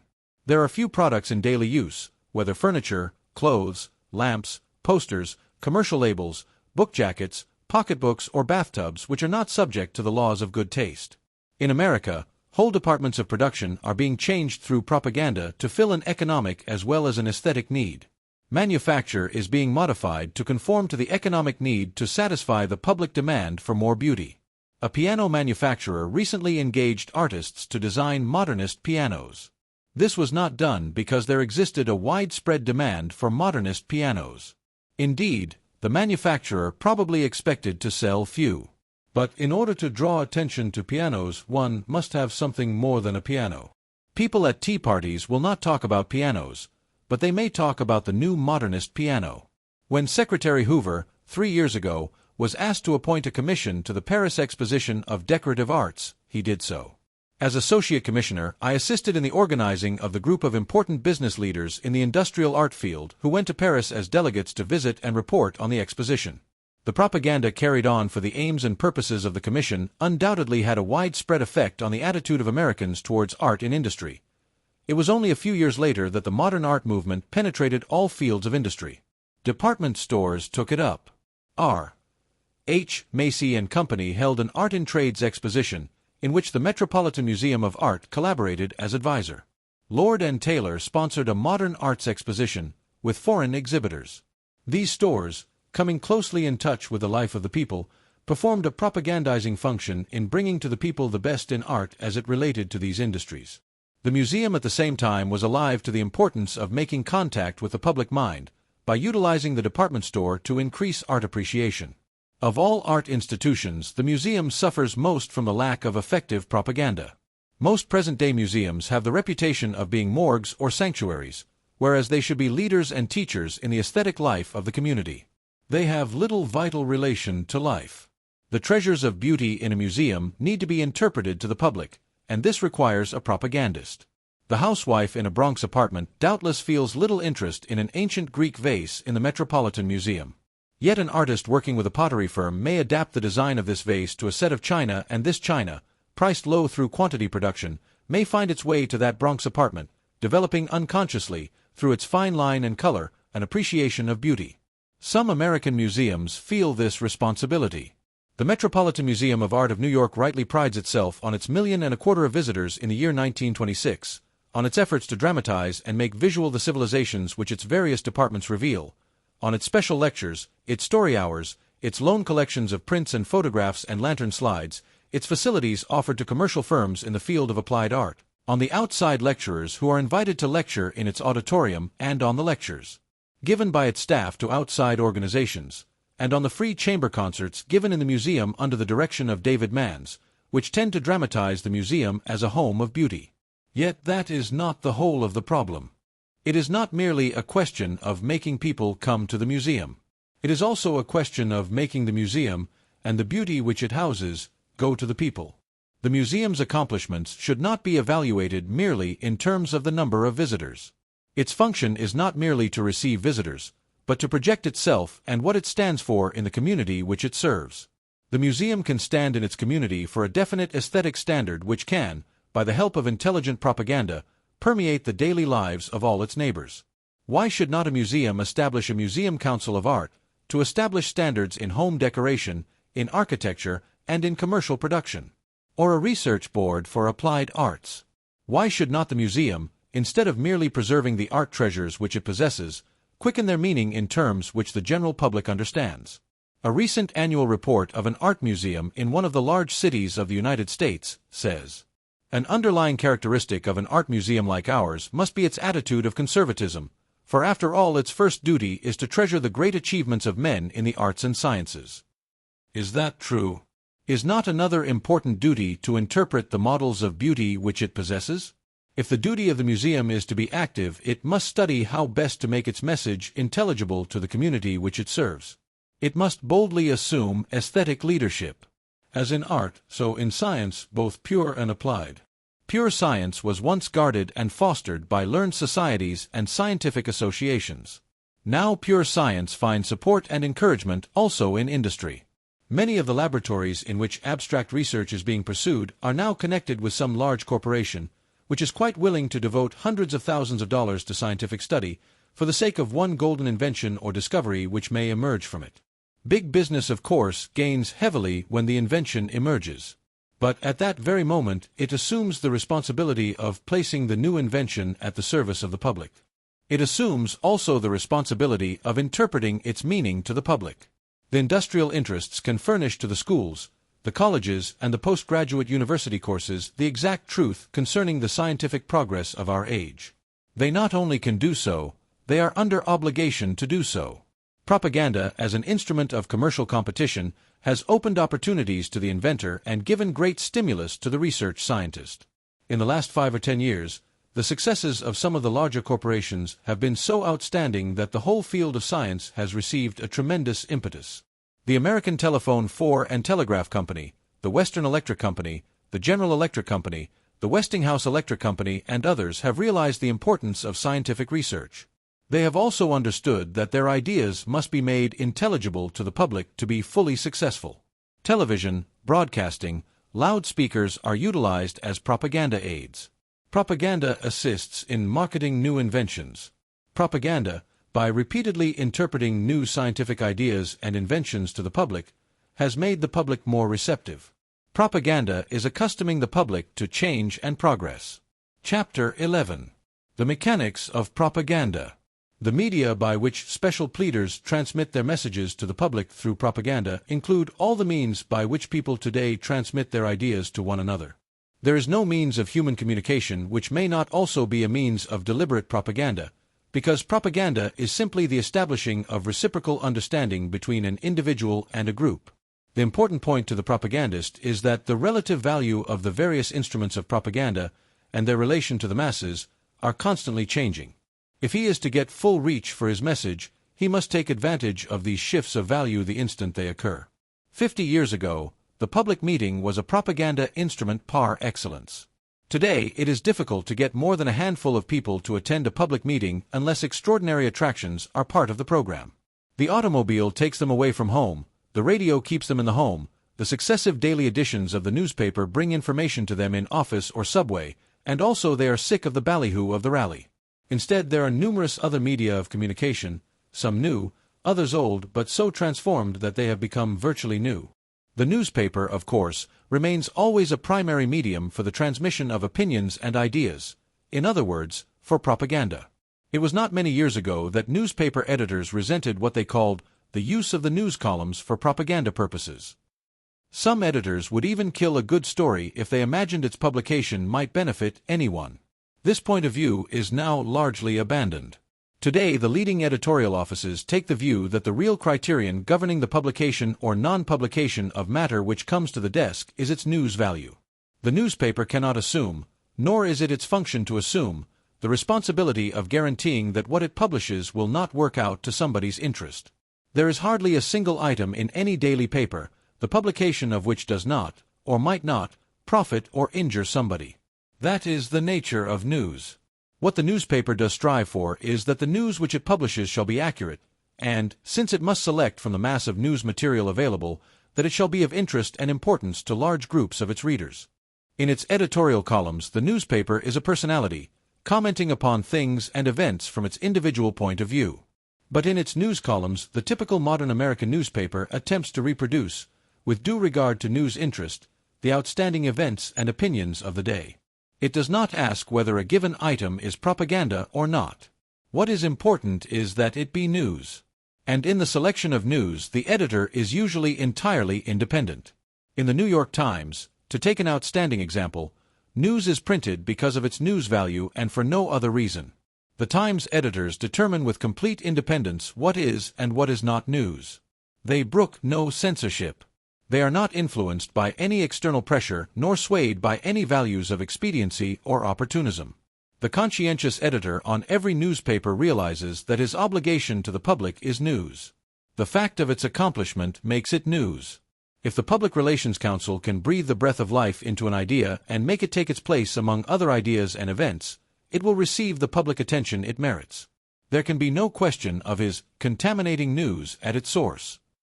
He creates some of the day's events, which must compete in the editorial office with other events. Often the events which he creates may be specially acceptable to a newspaper's public, and he may create them with that public in mind. If important things of life today consist of transatlantic radiophone talks arranged by commercial telephone companies, if they consist of inventions that will be commercially advantageous to the men who market them, if they consist of Henry Fords with epoch-making cars, then all this is news. The so-called flow of propaganda into the newspaper offices of the country may, simply at the editor's discretion, find its way to the wastebasket. The source of the news offered to the editor should always be clearly stated and the facts accurately presented. The situation of the magazines at the present moment, from the propagandist's point of view, is different from that of the daily newspapers. The average magazine assumes no obligation, as the newspaper does, to reflect the current news. It selects its material deliberately, in accordance with a continuous policy. It is not, like the newspaper, an organ of public opinion, but tends rather to become a propagandist organ, propagandizing for a particular idea, whether it be good housekeeping, or smart apparel, or beauty in home decoration, or debunking public opinion, or general enlightenment or liberalism or amusement. One magazine may aim to sell health, another, English gardens, another, fashionable men's wear, another, Nietzschean philosophy. In all departments in which the various magazines specialize, the Public Relations Council may play an important part. For he may, because of his client's interest, assist them to create the events which further their propaganda. A bank, in order to emphasize the importance of its women's department, may arrange to supply a leading women's magazine with a series of articles and advice on investments written by the woman expert in charge of this department. The women's magazine, in turn, will utilize this new feature as a means of building additional prestige and circulation. The lecture, once a powerful means of influencing public opinion, has changed its value. The lecture itself may be only a symbol, a ceremony. Its importance, for propaganda purposes, lies in the fact that it was delivered. Professor so-and-so, expounding an epoch-making invention, may speak to 500 persons, or only 50. His lecture, if it is important, will be broadcast. Reports of it will appear in the newspapers. Discussion will be stimulated. The real value of the lecture, from the propaganda point of view, is in its repercussion to the general public. The radio is at present one of the most important tools of the propagandist. Its future development is uncertain. It may compete with the newspaper as an advertising medium. Its ability to reach millions of persons simultaneously naturally appeals to the advertiser. And since the average advertiser has a limited appropriation for advertising, money spent on the radio will tend to be withdrawn from the newspaper. To what extent is the publisher alive to this new phenomenon? It is bound to come close to American journalism and publishing. Newspapers have recognized the advertising potentialities of the companies that manufacture radio apparatus and of radio stores, large and small, and newspapers have accorded to the radio in their news and feature columns an importance relative to the increasing attention given by the public to radio. At the same time, certain newspapers have bought radio stations and linked them up with their news and entertainment distribution facilities, supplying these two features over the air to the public. It is possible that newspaper chains will sell schedules of advertising space on the air and on paper. Newspaper chains will possibly contract with advertisers for circulation on paper and over the air. There are, at present, publishers who sell space in the air and in their columns, but they regard the two as separate ventures. Large groups, political, racial, sectarian, economic or professional, are tending to control stations to propagandize their points of view? Or is it conceivable that America may adopt the English licensing system under which the listener, instead of the advertiser, pays? Whether the present system is changed, the advertiser and propagandist must necessarily adapt himself to it. Whether, in the future, airspace will be sold openly as such, or whether the message will reach the public in the form of straight entertainment and news, or as special programs for particular groups, the propagandist must be prepared to meet the conditions and utilize them. The American motion picture is the greatest unconscious carrier of propaganda in the world today. It is a great distributor for ideas and opinions. The motion picture can standardize the ideas and habits of a nation. Because pictures are made to meet market demands, they reflect, emphasize, and even exaggerate broad popular tendencies, rather than stimulate new ideas and opinions. The motion picture avails itself only of ideas and facts which are in vogue. As the newspaper seeks to purvey news, it seeks to purvey entertainment. Another instrument of propaganda is the personality. Has the device of the exploited personality been pushed too far? President Coolidge, photographed on his vacation in full Indian regalia in company with full-blooded chiefs, was the climax of a greatly over-reported vacation. Obviously, a public personality can be made absurd by misuse of the very mechanism which helped create it. Yet the vivid dramatization of personality will always remain one of the functions of the Public Relations Council. The public instinctively demands a personality to typify a conspicuous corporation or enterprise. There is a story that a great financier discharged a partner because he had divorced his wife. "But what," asked the partner, "have my private affairs to do with the banking business?" "If you are not capable of managing your own wife," was the reply, "the people will certainly believe that you are not capable of managing their money." The propagandist must treat personality as he would treat any other objective fact within his province.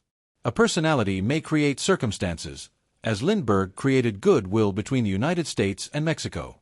Events may create a personality, as the Cuban War created the political figure of Roosevelt. It is often difficult to say which creates the other. Once a public figure has decided what ends he wishes to achieve, he must regard himself objectively and present an outward picture of himself which is consistent with his real character and his aims. There are a multitude of other avenues of approach to the public mind, some old, some new as television. No attempt will be made to discuss each one separately. The school may disseminate information concerning scientific facts.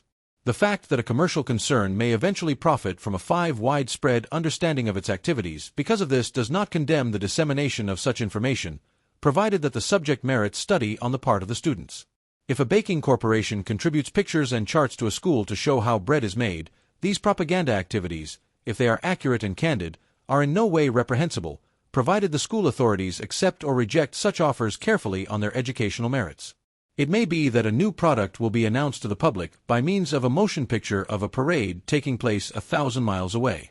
Or the manufacturer of a new jitney airplane may personally appear and speak in 1,000,000 homes through radio and television.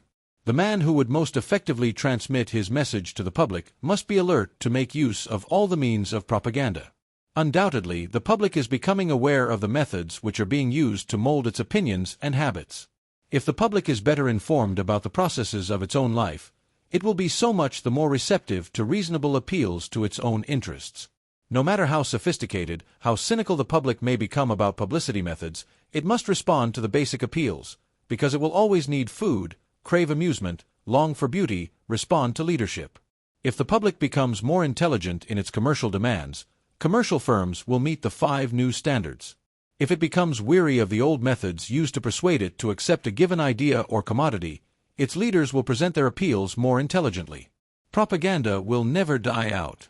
Intelligent men must realize that propaganda is the modern instrument by which they can fight for productive ends and help to bring order out of chaos. The end. You've been listening to Propaganda by Edward L. Bernays.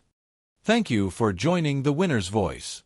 If you found this valuable, don't forget to like, comment, and subscribe for more powerful audiobooks.